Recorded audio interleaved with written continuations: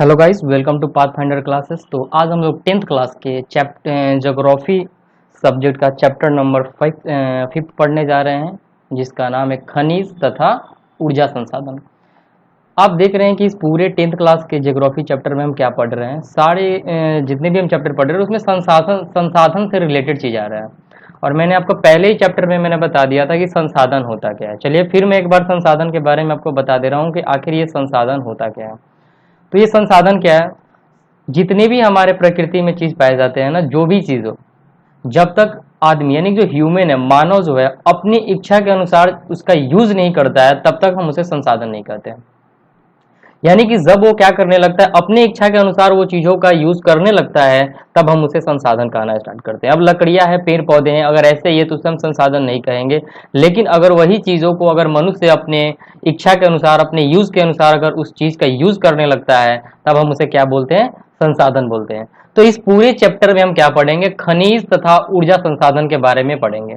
इसमें क्या आएगा? मिनरल्स एंड एनर्जी, जो हमारे रिसोर्सेस है ना, उसके बारे में हम पढ़ेंगे यहाँ पे, यानी कि खनिज तथा ऊर्जा संसाधन के बारे में। तो चलिए इस चैप्टर को स्टार्ट करते हैं और देखते हैं। जैसे कि दिया हुआ है यहाँ पे कि हम अपनी रोजमर्रा यानी कि रोज जो डेली की जिंदगी है ना, रोजमर्रा की जिंदगी में धातु से बनी विभिन्न वस्तुओं का प्रयोग करते हैं। आप क्या करते हैं? जो भी चीज यानी कि डेली जो आप किसी चीज का यूज करते हैं, तो उसमें क्या करते हैं, आपकी कुछ चीजें जो होती है वो धातु की बनी हुई होती है। क्या होती है? धातु की बनी हुई होती है, और हम क्या करते हैं? उसे यूज करते हैं। आप पेन का भी यूज करते हैं, या किसी भी चीज का यूज करते हैं जो धातु से बनी हुई होती है। अब देखिए आगे, क्या आप अपने घर में प्रयोग की जाने वाली धातु से बनी चीजों की सूची बना सकते हैं? यानी कहने का मतलब है कि आपके घर में बहुत सारे सामान होंगे। किचन में जाइएगा तो वहां पे बहुत सारे धातु के सामान आपको मिल जाएंगे। तो जितनी भी चीजें आपके घर में है ना, उसकी लिस्ट बनाने के लिए यहाँ पे क्या बोल रहा है, ये लाइन बोल रहा है कि आप अपने घर में जितने भी चीजें हैं, आप उसका क्या करिए? लिस्ट बनाइए। और लिस्ट कैसा बनाइए? धातुओं से बनी हुई चीजों का लिस्ट बनाइए। तो आपने 6th क्लास में भी ऐसे पढ़ा होगा, 7th क्लास में भी आपने पढ़ा है कि जो भूपटि है, ये पृथ्वी की जो परत है, विभिन्न खनिजों योग्य से बनी चट्टानों से निर्मित है। आपने पढ़ा है ना? आपने मिनरल्स के बारे में 7th क्लास में भी पढ़ा है। 6th क्लास में भी आपने रॉक के बारे में पढ़ा है। आपने 7th क्लास के चैप्टर 2 जब आप पढ़ रहे थे, पृथ्वी के अंदर, जब आपने पढ़ा होगा, तो उसमें भी आपने पढ़ा होगा कि पृथ्वी को हम 3 परतों में इसको डिवाइड करते हैं।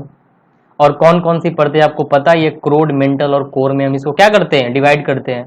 और जो पृथ्वी की भूपटि होती है, जिसको हम क्रोड बोलते हैं, उस पे क्या होता है कि बहुत सारे खनिज योग्य पदार्थ। अब जैसे देखिए, यहाँ पे पृथ्वी हो गया, ये क्या हो गया स्टूडेंट? पृथ्वी हो गया। और पृथ्वी को कितने पार्ट में हमने बांटा है? 3 पार्टों में हमने डिवाइड किया है। कौन कौन सा पार्ट है? तो हमारा जो सबसे पहला पार्ट है वो क्या है? वो पहला पार्ट हमारा है क्रोड। क्या है? क्रोड। और दूसरा पार्ट क्या है? मेंटल। क्या है? मेंटल। और जो तीसरा पार्ट है हमारा, वो आता है कोर। ये 3 पार्ट में हम क्या किए हैं? पृथ्वी को डिवाइड किए हुए हैं। जो पृथ्वी की सबसे ऊपरी परत होती है ना स्टूडेंट, जिसको हम क्रोड बोलते हैं, क्या बोलते हैं? हम उसे क्रोड बोलते हैं। उस क्रोड पे क्या होता है ना कि बहुत सारे खनिज योग्य से बनी चट्टानें निर्मित होती है। बहुत सारी चट्टानें आपने देखा होगा, घने चट्टाने के बारे में आपने पढ़ा है, और सादी चट्टान के बारे में आपने पढ़ा है, मेटामॉर्फिक चट्टान के बारे में आपने पढ़ा है। इतनी चट्टानों के बारे में आपने पढ़ा है, और उसमें उसी चट्टानों में से उनकी एग्जाम्पल्स के बारे में पढ़ा, जैसे ग्रेनाइट किसका है, स्लेट किसका है, इस सब के बारे में भी आपने क्या किया है? 6 to अगर 9th क्लास में आपने अच्छे से पढ़ा होगा, तो इस सब के बारे में आपको जानकारी प्राप्त होगी। तो चलिए अब आगे देखते हैं यहाँ पे कि खनिजों का उपयुक्त शोधन करके ही ये धातु निकाली जाती है। यानी कहने का मतलब है कि हम खनिज तो निकालते हैं पृथ्वी से, और इन्हीं पृथ्वी से जो हम खनिज निकालते हैं स्टूडेंट, हम इन्हीं खनिजों का उपयुक्त शोधन करके, पुनः निर्मित करके, इनको बदल के हम क्या करते हैं? ये धातु इनसे निकाली जाती है। क्या की जाती है? धातु निकाली जाती है। अब आप स्टूडेंट यहाँ पे देख सकते हैं कि हमारे खनिज यानी खनिज जो है ना, हमारे जीवन के अति अनिवार्य भाग हैं। अति अनिवार्य का मतलब होता है कि बहुत ही ज्यादा जरूरी है ये हमारे खनिज, जो हमारे जीवन में जो ये खनिज है ना, ये खनिज हमारे जीवन के लिए बहुत ही ज्यादा आवश्यक है हमारे लाइफ के लिए। अब क्यों? लगभग हर चीज जो हम इस्तेमाल करते हैं, आप जितनी भी चीज इस्तेमाल करते हैं, एक छोटी सुई से लेकर जो सुई, आपने छोटी सी सुई भी बहुत सारा लोग यूज करता है जो सिलाई करने के लिए, तो छोटी सी सुई से लेकर एक बड़ी इमारत तक, आप जब बड़ी इमारत भी बनाते हैं या फिर एक बड़ा जहाज आदि, सभी खनिज से बने हैं। क्या बने हैं? खनिज से बने हैं। क्योंकि अभी आपने पढ़ा कि खनिजों का उपयुक्त शोधन करके ही ये धातुएं निकाली जाती है। क्या निकाली जाती है? धातुएं। और धातु से ही तो हम बनाते हैं ये सब। एक जो नीडल हो गया, सुई हो गया, वो भी धातु से बनता है। बड़ी बड़ी इमारतें जो हैं ये भी तो धातु से ही बनती है। हमारे जो जहाज है, बड़े बड़े जहाज आते हैं, ये भी धातु से बने होते हैं। ये सब के सब क्या होते हैं? धातु से बने होते हैं। तो आप सोच सकते हैं कि हमारे लिए खनिज जो है वो कितनी इंपॉर्टेंट है। चलिए आगे बढ़ते हैं और देखते हैं। रेलवे लाइन, जो रेलवे लाइन आपने देखा होगा, और रेलवे लाइन को हम 3 टर्म में आपको डिवाइड करके बताए थे। 6 क्लास अगर आपने सही से पढ़ा है ना, तो आपको यहाँ बताने की जरूरत नहीं है।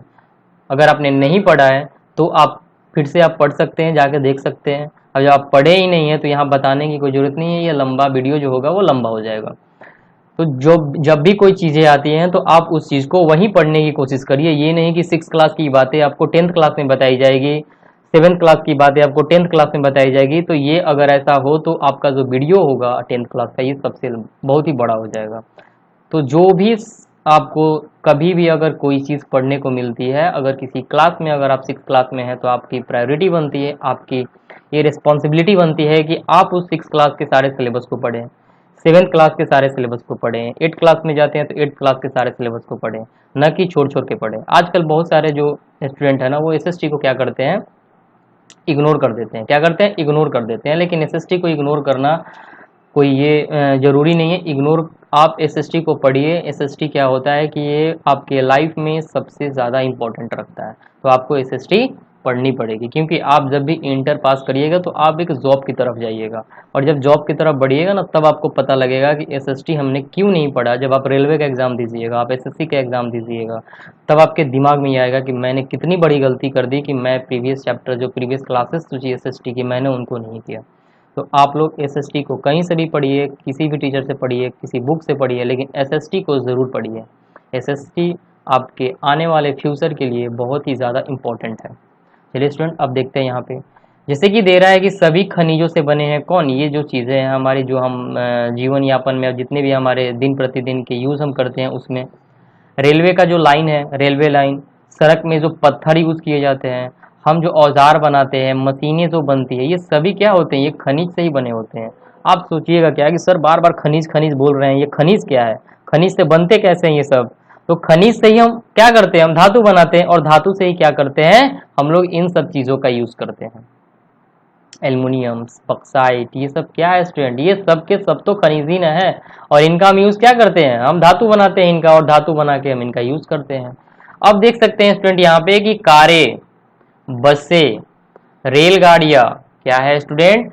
कारें, बसें, रेलगाड़ियाँ, हवाई जहाज, सभी खनिजों से निर्मित हुए हैं। अब जितने भी चीज़ आप देखते हैं ना जीवन यापन में जो यूज़ करते हैं आप, जैसे कि रेलगाड़ी हो गई, हवाई जहाज हो गया, जितनी भी चीज़ें आप देख रहे हैं, औजार, सड़क के पत्थर, रेलवे लाइन, ये सब के सब धातुओं से बने हुए हैं, यानी खनिजों से बने हुए हैं। धरती से प्राप्त ऊर्जा के संसाधन, धरती से जो प्राप्त होता है ऊर्जा के संसाधन द्वारा ये क्या होते हैं? चालित होते हैं।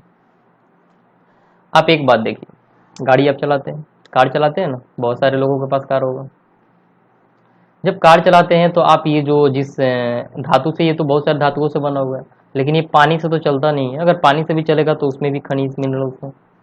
आप इसके लिए पेट्रोल चाहिए। क्या चाहिए? पेट्रोल चाहिए, चाहिए ना पेट्रोल। अब आप जब पेट्रोल का यूज़ करते हैं आप, तो पेट्रोल जब यूज़ करिएगा तो ये क्या है? ये भी तो धरती से निकला हुआ एक खनिज है। ये यही तो ऊर्जा संसाधन है हमारा। ये क्या है? यही तो हमारा ये एनर्जी रिसोर्सेस है, ऊर्जा संसाधन।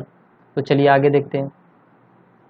यहाँ तक कि भोजन में क्या होता है कि यहाँ तक कि भोजन में भी खनिज होते हैं। हम जो खाना खाते हैं ना, उसमें भी क्या होता है? खनिज पाए जाते हैं। हम जो खाना खाते हैं उसमें भी क्या होता है? खनिज ही पाए जाते हैं, जिसे हम खाते हैं। मनुष्य क्या करता है? मनुष्य ने विकास के सभी अवस्थाओं में अपनी जीविका तथा सजावट, त्योहार, धार्मिक अनुष्ठान के लिए खनिजों का प्रयोग किया है। क्या किया है? धार्मिक अनुष्ठान के लिए खनिजों का प्रयोग किया है। तो आप देख सकते हैं कि हमारे लाइफ में जो खनिज है वो कितनी इंपॉर्टेंट रह रही है। तो आप लोग खनिजों के बारे में अच्छे से आप लोग जान चुके होंगे कि हमारे लाइफ में खनिज का क्या इंपॉर्टेंट है, क्या रोल है। चलिए स्टूडेंट, अब हम आगे देखते हैं। यहाँ पे अब जैसे दे रहा है यहाँ पे कि जो चट्टाने हैं, अब जैसे स्टूडेंट यहाँ पे आप देखिए खनिज एवं दंत मंजन, आप लोग टूथपेस्ट यूज करते हैं ना, आप लोग टूथपेस्ट यूज करते हैं। अब ये जो खनिज और दंत मंजन से क्या होता है, एक उज्ज्वल है, से उज्ज्वल मुस्कान। आप देखते हैं, आप दंत खनिज बोलिए या उससे जो दंत मंजन बनता है, तो क्या होता है, इससे उज्ज्वल मुस्कान प्राप्त होता है, यानी कि हम हंसते हैं। तो वही चीजें यहाँ पे दे रहा है कि दंत मंजन आपके दांत साफ करते हैं, और कुछ जो है यहाँ पे अपघर्षक खनिज जो होते हैं, जैसे कि सिलिका, चूना पत्थर जिसको हम लाइमस्टोन बोलते हैं, एल्युमिनियम ऑक्साइड, विभिन्न फॉस्फेट खनिज स्वच्छता से में क्या होते हैं, मदद करते हैं। ये सब हमारे दांतों की स्वच्छता में मदद करते हैं। अब आप देख सकते हैं यहाँ पे कि फ्लोराइड, क्या है ये फ्लोराइड, जो दांतों को क्या करता है, गलने से रोकता है, मजबूत बनाता है। कैल्शियम, फ्लोराइड, ये सब क्या है, ये सब दांतों को क्या होता है, झरने से रोकता है, गलने से रोकता है। कह रहे यहाँ पे जो फ्लोराइड है ना, वो खनिज है, क्या है, एक खनिज है जो कहाँ से प्राप्त होता है, अधिकतर दंत मंजन टिटेनियम ऑक्साइड से सफेद बनाए जाते हैं। आप देख सकते हैं यहाँ पे स्टूडेंट, यहाँ पे बहुत ही ज़्यादा जानने की ज़रूरत है, नॉलेजेबल पॉइंट है वैसे स्टूडेंटों के लिए जो क्या है, कॉम्पिटिटिव लेवल के। आप देखिए यहाँ पे ये देख रहे हैं क्या दे रहा है कि दांतों, देखिए स्टूडेंट यहाँ पे क्या दिया हुआ है, कह रहा है कि ये जो फ्लोराइड है ना, ये जो फ्लोराइड है, ये क्या करते हैं, जो दांतों को गलने से रोकते हैं, क्या करते हैं, दांतों को गलने से रोकते हैं। और ये जो फ्लोराइड नामक जो है, ये फ्लोराइड जो है, ये फ्लोराइड नामक खनिज है, क्या है, खनिज से प्राप्त होता है। ये जो फ्लोराइड है ना, ये क्या होता है, फ्लोराइड यानी कि फ्लोराइड जो है, फ्लोराइड नामक खनिज से प्राप्त होता है, और अधिकतर दंत मंजन टिटेनियम ऑक्साइड से सफेद बनाए जाते हैं। और जो दंत मंजन होते हैं वो टिटेनियम ऑक्साइड से क्या बनाए जाते हैं, सफेद बनाए जाते हैं, जो कि ल्यूटाइल लाइम, क्या कर रहा है, ल्यूटाइन क्या दे रहे हैं यहाँ पे, कह रहा है कि यहाँ पे इल्मेनाइट, क्या करते हैं यहाँ पे, ल्यूटाइल इल्मेनाइट तथा एनाटेज नामक खनिज से प्राप्त होते हैं, तथा दंतमंजन जो चमक प्रदान करते हैं उनका कारण अभड़क है। आपके दांतों में जो चमक होता है ना, व्हाइट व्हाइट कलर का, बहुत ही ज्यादा मुस्कान आप लेते हैं तो व्हाइट व्हाइट कलर की दांतें आपकी दिखती है, तो क्या होता है यहाँ पे, वो एक अभड़क से मिलता है हमें। अभड़क क्या करता है, उसके सफेदी को लाता है। टूथब्रश पेस्ट की जो ट्यूब है, ये पेट्रोलियम से प्राप्त प्लास्टिक से बनी होती है। क्या होता है, पेट्रोलियम से प्राप्त प्लास्टिक से बनी होती है। ये जो हमारा टूथब्रश जो आप देखते हैं, और पेस्ट की ट्यूब जो होती है, ट्यूब का मतलब क्या होगा, जिसमें आपका पेस्ट रहता है, ऐसे बना होता है ना बॉक्स की तरह, और यहाँ से ऐसे निकला होता है आपका ऐसे, और यहाँ से आप जब प्रेस करते हैं तो यहाँ से मंजन आपका बाहर आता है। तो ये जो बनी होती है ना ट्यूब, प्लास्टिक की ट्यूब से बनी होती है। अब जैसे कि दे रहा है कि अब यह बताइए कि ये खनिज कहाँ पाए जाते हैं। चलिए अब देखते हैं यहाँ पे स्टूडेंट कि अब ये क्या कह रहा है। जैसे कि दे रहा है यहाँ पे कि सभी सजीव वस्तुओं को खनिज की आवश्यकता होती है, हमें भी होती है, क्योंकि हम लोग क्या है, सजीव वस्तु हैं, हम लोग खाना खाते हैं। खनिजों के बिना जीवन प्रक्रिया नहीं चल सकती। क्यों नहीं चल सकती, यद्यपि हमारे कुल पौष्टिक जो भोजन होते हैं ना, वो 0.3% भाग ही खनिज है। यद्यपि ये इतने महत्वपूर्ण और गुणकारी हैं कि इसके बिना हम 99.7% भोज्य पदार्थों का उपयोग करने में असमर्थ होंगे। देख सकते हैं आप, इतना ही काम है, लेकिन इतने भोजन के बराबर ये क्या करता है, काम करता है। तो चलिए अब देखते हैं, अब खनिज के बारे में जो चिल्ला चिल्ला के आप पढ़ रहे थे, अभी सुन रहे थे कि खनिज क्या है, खनिज क्या है। चलिए अब देखते हैं ये खनिज क्या है। तो पॉइंट है आपका कि खनिज क्या है। चलिए इसके बारे में देखते हैं कि खनिज है क्या। तो जैसे कि स्टूडेंट आप यहाँ पे देख सकते हैं कि भूवैज्ञानिकों के अनुसार, भूवैज्ञानिक का मतलब क्या होता है, जो जमीन पे जो हमारे जमीन की मिट्टियों के बारे में जानकारी प्राप्त करते हैं। एक प्राकृतिक रूप से विद्यमान समरूप तत्व है। ये क्या है, खनिज जो एक समरूप तत्व है, ये बोलते हैं, भूवैज्ञानिक बोल रहे हैं यहाँ पे, जिसकी एक निश्चित आंतरिक संरचना है। ये क्या है स्टूडेंट, ये हमारे पृथ्वी के एक निश्चित आंतरिक संरचना है भूमि की। और खनिज जो है प्राकृतिक में अनेक रूपों में पाए जाते हैं। ये खनिज जो है एक रूप में नहीं पाए जाते हमारे पृथ्वी पर, इस प्रकृति में ये बहुत ही अनेक रूपों में पाए जाते हैं। अब आप जैसे कि ले लीजिए कठोर हीरा हो गया, नरम चूना तक सम्मिलित है, ये सब खनिज ही खनिज है। और खनिज इतने विविध क्यों हैं? अब चलिए देखते हैं कि आखिर जो ये खनिज है इतने विविध क्यों हैं। अब आप आ जाइए यहाँ पे और देखिए इस पॉइंट को, ये क्या बोल रहा है। आप देख सकते हैं स्टूडेंट यहाँ पे कि आप चट्टानों के विषय में पहले ही पढ़ चुके हैं। क्या पढ़े हैं आपने? चट्टान के बारे में पढ़ा है। Sedimentary rock, igneous rock, metamorphic rock, Hindi में क्या बोलते हैं स्टूडेंट इसे? हम इसे बोलते हैं आगन्य चट्टान, अवसादी चट्टान और रूपांतरी चट्टान। और इसी तीनों में हम क्या करते हैं, अलग अलग भागों में ग्रेनाइट किस में आता है? तो आगन्य चट्टान में आता है। ये सब के अलग अलग हम टर्म पहले ही पढ़ चुके हैं, तो आपको यहाँ पे इन सब बातों को पढ़ने की आवश्यकता नहीं है। अब आप देख सकते हैं यहाँ पे कि चट्टानें जो होती है ना, वो खनिज के समरूप तत्व के यौगिक हैं। क्या है? खनिज के समरूप तत्वों के यौगिक हैं। इसमें बहुत सारे खनिज हैं। कह रहा है कि कुछ चट्टानें जैसे कि चूना पत्थर, क्या होते हैं? कुछ चट्टानें जैसे कि चूना पत्थर केवल एक ही खनिज से क्या है बनी हुई है? एक ही खनिज से बनी हुई है। चूना पत्थर जो है सिर्फ एक खनिज से बनी हुई है। लेकिन अधिकतर जो चट्टानें हैं ना, वो विभिन्न अनुपातों के अनेक खनिजों का योग है। अगर बहुत सारे चट्टान, उसमें बहुत सारे प्रकार के खनिज हैं, लेकिन यहाँ पे जो चूना पत्थर ये एक ही प्रकार का यहाँ पे खनिज है। यद्यपि जैसे कि यहाँ पे दिया हुआ है कि 2000 से अधिक खनिजों की पहचान की जा चुकी है। अभी तक जो भूवैज्ञानिक हैं वो लगभग 2K, यानी कि K का मतलब 1000, 2000 क्या कर चुके हैं? ये 2000 खनिजों की पहचान ये पृथ्वी पर किया जा चुका है। अब आप देख सकते हैं स्टूडेंट यहाँ पे कि लेकिन अधिकतर चट्टानों में केवल कुछ ही खनिजों की बहुतायत है। यानी कि जब ये चट्टानों में खोजा गया ना, तो चट्टानों में ये देखा गया कि चट्टाने तो हमारे पास बहुत सारे हैं, आगन्य चट्टान है, अवसादी चट्टान है, रूपांतरी चट्टान है, और बहुत ही दूर दूर फैला हुआ है, बहुत ही ये पृथ्वी पर बहुत ही जगहों पे है। तो लेकिन जब खोजा गया तो बहुत ही कम चट्टानों में, यानी कि अधिकतर चट्टानों में क्या देखा गया कि कुछ जो खनिज है ना वो बहुत ही अधिक मात्रा में है और कुछ खनिज जो है वो कम है। यानी क्या किया गया, जब चट्टानों को यहाँ पे देखा गया, चट्टानों में ये संशोधित किया गया, उसमें खोजा गया, तो देखा गया कि कुछ चट्टानों में क्या है कि बहुत ही ज्यादा खनिज है और कुछ चट्टानों में क्या है, कुछ खनिजों की मात्रा क्या है, बहुत ही ज्यादा कम है। तो ये चीज यहाँ पे दिया हुआ था। चलिए अब आगे देखते हैं स्टूडेंट। अब जैसे कि दिया हुआ है यहाँ पे कि एक खनिज विशेष, अब यहाँ पे दे रहा है कि खनिज विशेष जो क्या कर रहा है, निश्चित तत्वों का योग है। क्या है ये? निश्चित तत्वों का योग है। जैसे कि दिया हुआ है यहाँ पे कि एक खनिज जो होता है वो क्या होता है, जो निश्चित तत्वों का योग है, यानी कि बहुत सारे तत्वों से मिलकर क्या होता है कि खनिज का निर्माण होता है।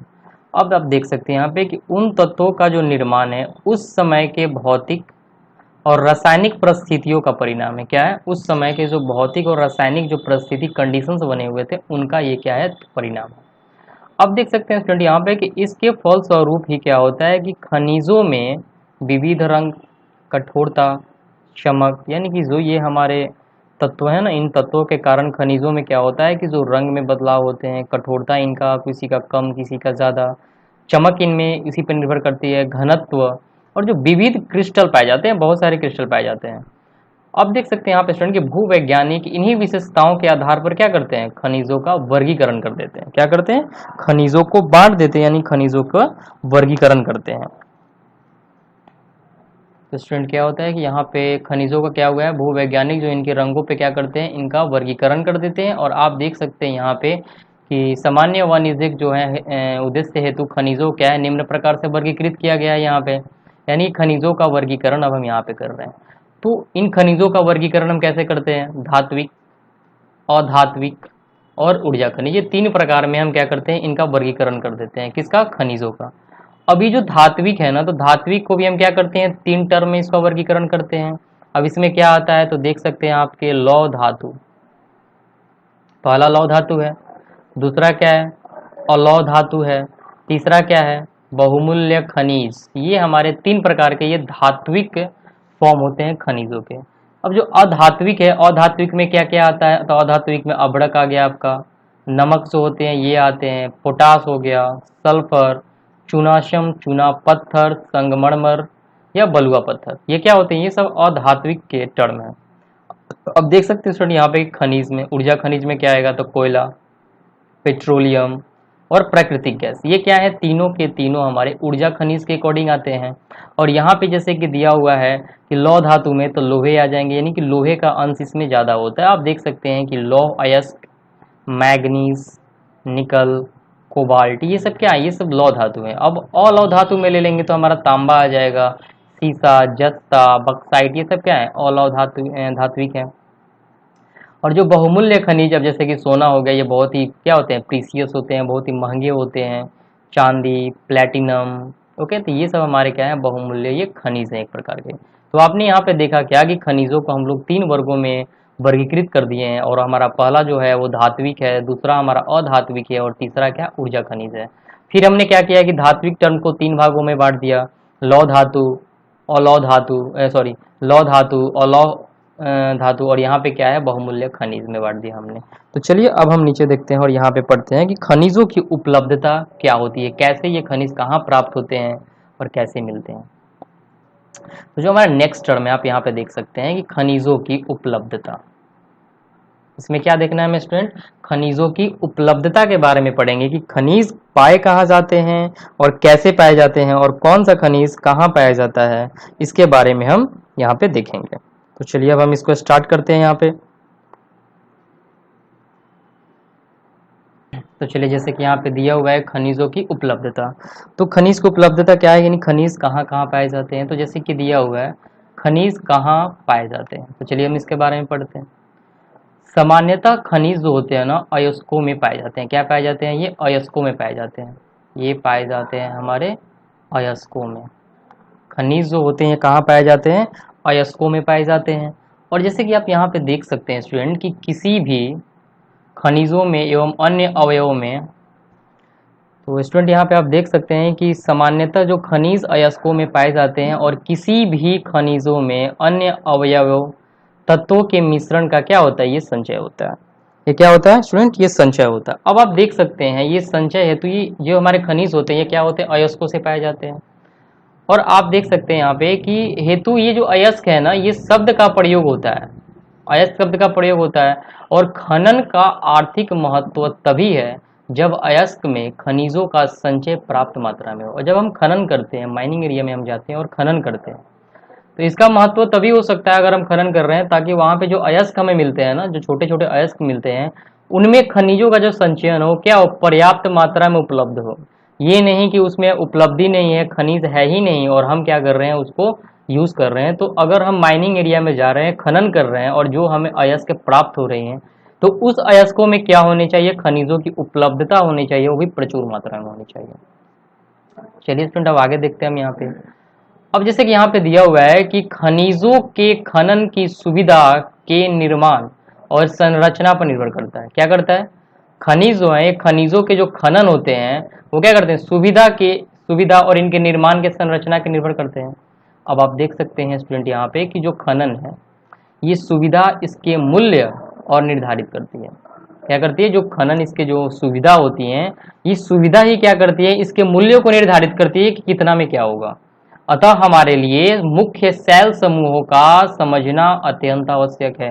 अगर हमें इनके बारे में पढ़ना है, खनिजों के बारे में जानना है, इनके मूल्यों के बारे में जानना है, तो पहले हम उनके रॉक के बारे में पढ़ेंगे, उन सेलों के बारे में पढ़ेंगे। और आपने सेलों के बारे में पहले ही पढ़ चुके हैं, आगन्य सेल के बारे में, अवसादी सेल के बारे में, और रूपांतरित सेल के बारे में। ये सब सेल आप क्या कर चुके हैं, पहले ही आप पढ़ चुके हैं। चलिए फिर से इसमें थोड़ा सा वास्ट लेवल पे पढ़ते हैं। जैसे कि दिया हुआ यहाँ पे कि खनिज जो होते हैं प्राय क्या होते हैं, निम्न सेल समूहों से प्राप्त होते हैं। जितने भी रॉक है हमारे धरती पर ना, उन सारे रॉक से ही क्या होता है, ये खनिज प्राप्त होते हैं। आप देख सकते हैं स्टूडेंट यहाँ पे कि आगन्य का में क्या दे रहा है यहाँ पे, पहला है आगन्य तथा कायांतरित चट्टानों में खनिज दरारों, जोरों, भ्रंशों, विदरों में मिलते हैं। क्या मिलते हैं, जो आगन्य है हमारे आगन्य चट्टान, कायांतरित चट्टानों और खनिजों, दरारों, जोरों, भ्रंशों, विदरों में मिलते हैं। ये क्या मिलते हैं हमारे, ये सब विदरों में मिलते हैं। छोटे जमाव सिराओं के रूप में और बृहत जमाव परत के रूप में पाए जाते हैं। क्या पाए जाते हैं, ये सब के सब आप देख सकते हैं। फिर से स्टूडेंट यहाँ पे आपको मैं दिखा दे रहा हूँ, जैसे दे रहा है क्या कि आगन्य, क्या दे रहा है, आगन्य, तथा कायांतरित चट्टानों में, इन दोनों में खनिज जो होते हैं ना, दरारों, इनके दरारों में, इनके जोरों पे, इनके भ्रंशों पे, बीदरों में मिलते हैं। आप ये नहीं कि ये मिलते हैं, नहीं, आगन्य चट्टान में जो हम खनिज प्राप्त करते हैं ना, और कायांतरित चट्टानों में जो हम खनिज को प्राप्त करते हैं, ये कहाँ आखिर खनिज मिलते हैं इनमें? हर जगह तो खनिज नहीं मिलता है ना। अगर हर जगह खनिज मिलता तो कहीं से ये पत्थर तोड़ के हम उसका यूज कर सकते थे, लेकिन ये कहाँ कहाँ मिलता है? इनके दरारों में मिलते हैं, इनके जोरों पे मिलते हैं, इनके भ्रंशों में मिलते हैं और विदरों में मिलते हैं ये। अब जैसे देख सकते हैं यहाँ पे स्टूडेंट की छोटे जमाव सिराओं के रूप और बृहत जमाव परत के रूप में पाए जाते हैं। ये क्या पाए जाते हैं? जो छोटे जमाव और सिराओं के रूप में और बृहत जमाव परत के रूप में ये पाए जाते हैं। और इनका निर्माण भी क्या होता है? अधिकतर उस समय होता है। इनका निर्माण, किसका निर्माण? ये खनिजों का निर्माण जो होता है ना, इनका निर्माण उस समय ज्यादा अधिक हो जाता है जब ये तरल अथवा गैसीय अवस्था में दरारों के सहारे भूपृष्ठ की ओर धकेले जाते हैं। यानी कि अगर मैं ये मान लूं कि हमारा ये चट्टान हो गया और यहां से आपको ये दरार दिख रहा है, ये दरार, और ये क्या होता है कि गैसों और यहाँ पे गैसीय और तरल चीजें से बारिश होता है, इसके अनुसार ये क्या होता है कि ये धरातल तक पहुंच जाए ना, तो यहाँ पे क्या होगा कि ये बहुत ही प्रचुर मात्रा में यहाँ पे ये खनिज का रूप ले लेगा और ये खनिज मिल जाएगा। तो वही चीज यहाँ पे स्टूडेंट समझा रहा है कि जो ये हमारे खनिज होते हैं, ये तरल अथवा गैसीय अवस्था में दरारों के सहारे क्या करते हैं? भूपृष्ठ की ओर अकेले धकेले जाते हैं। अब आप देख सकते हैं स्टूडेंट यहाँ पे कि ऊपर आते हुए ये ठंडे होकर जम जाते हैं। क्या होते हैं? जैसे ही ऊपर आते हैं तो ये क्या होते हैं? ठंडे होकर जम जाते हैं। और मुख्य धात्विक खनिज जैसे कि जस्ता, बहुत सारे मुख्य धात्विक खनिज आते हैं, जस्ता हो गया, तांबा हो गया, जिंक हो गया, सीसा आदि इसी तरह के सिराओं और जमाओं में रूप में प्राप्त होते हैं। तो आप देख सकते हैं स्टूडेंट यहाँ पे कि कैसे हमें खनिज की प्राप्ति होती है, कैसे खनिजों का निर्माण होता है और कहाँ हम इसे पाते हैं और कहाँ पे प्रचुर मात्रा में भी हम पाते हैं।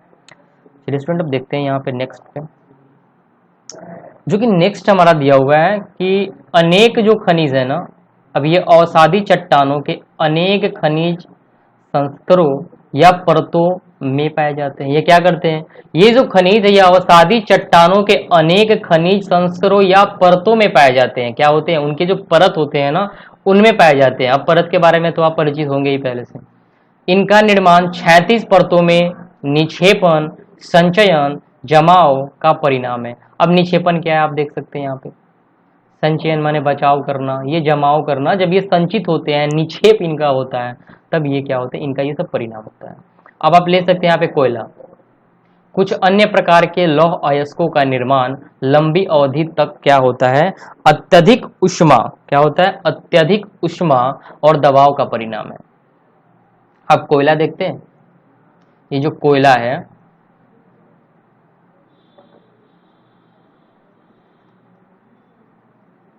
ये जो कोयला होता है ये क्या होता है?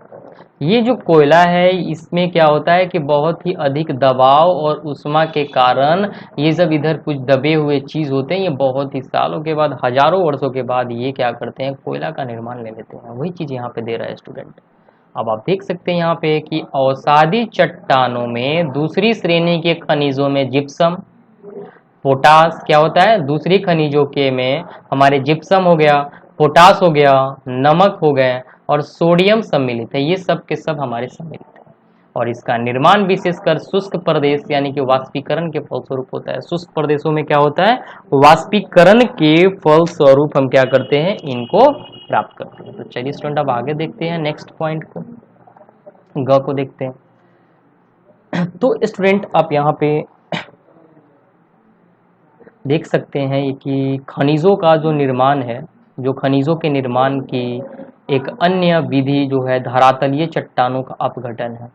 जब धरातलीय, जो धरातल पे जो चट्टानें, इनकी जो अपघटन होती है, अपघटन की जो क्रिया होती है, ये भी क्रिया क्या है? हमारे खनिजों का निर्माण का एक अन्य विधि भी है। अब चलिए स्टूडेंट यहाँ पे देखते हैं कि चट्टानों के घुलनशील तत्वों के अपरदन के पश्चात, क्या है? चट्टानों के घुलनशील तत्वों के अपरदन के पश्चात अयस्क वाली अवशिष्ट चट्टानें क्या होती है? रह जाती है। क्या होती है? अवशिष्ट चट्टानें रह जाती है और बक्साइट का निर्माण इसी प्रकार होता है। तो देख सकते हैं कि अवसादी चट्टानों में क्या हो जाएगा? बक्साइट का निर्माण होता है यहाँ पे। तो पहले स्टूडेंट आप एक एक पॉइंट को अच्छे से समझने की कोशिश करिए, रीड करने की कोशिश करिए, तब आपको जाके ये एसएसटी ज्योग्राफी आपको अच्छे समझ में आएगा, क्योंकि आपको पता है कि ये जो क्लास है ना, ये आपका जो ज्योग्राफी चैप्टर है, ये क्या है, आपको बहुत ही ज़्यादा हेल्प करेगा। कब? 10+2 के बाद, जब आप एक कम्पिटिटिव लेवल के बच्चे हो जाएंगे।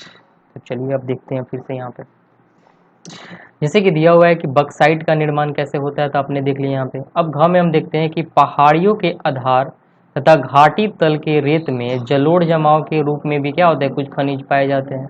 पहाड़ी एरियो में आप जाते हैं तो घाटी बनती है, और घाटी तल की रेत भी बनती है, और जो जलोढ़ जमाव होता है, गंगा नदी आप देखें, गंगा नदी के आसपास में जलोढ़ मिट्टी पाई जाती है, तो इनमें भी क्या होता है, खनिजों की मात्रा उपलब्ध होती है। और यह निक्षेप, जिसको हम लोग बोलते हैं प्लेसर निक्षेप के नाम से क्या करते हैं, जाने जाते हैं।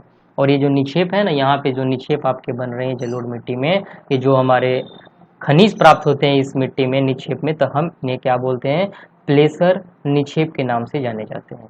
अब हम देख सकते हैं स्टूडेंट कि इनमें प्राय ऐसे खनिज होते हैं, क्या होते हैं, ऐसे खनिज होते हैं जो जल द्वारा घर्षित नहीं होते। क्या होते हैं? जो जल द्वारा घर्षित नहीं होते हैं। और इन खनिजों में सोना, चांदी, टीन और प्लेटिनम प्रमुख है। आपको हर एक पॉइंट को ठीक से देखना होगा, एक नजरिए से देखना होगा।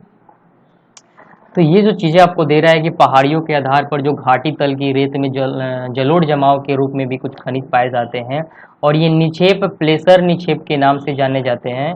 और इनमें प्रायः क्या होता है, ऐसे खनिज होते हैं जो जल द्वारा घर्षित नहीं होते हैं। ये क्या होते हैं, ये जल द्वारा घर्षित नहीं होते हैं, ये हमारे पानी, ये जो खनिज प्राप्त होते हैं। और इन खनिजों में कौन कौन सा होता है, सोना होता है, चांदी होता है, टीन होता है, और प्लेटिनम क्या है, प्रमुख मात्रा में पाई जाती है। तो चलिए स्टूडेंट, अब यहाँ पे देखते हैं, अभी आपने क्या पढ़ा कि ये जो सोना पाए जाते हैं, चांदी पाई जाती है, टीन पाई जाती है, और प्लेटिनम क्या होते हैं, इसके प्रमुख होते हैं।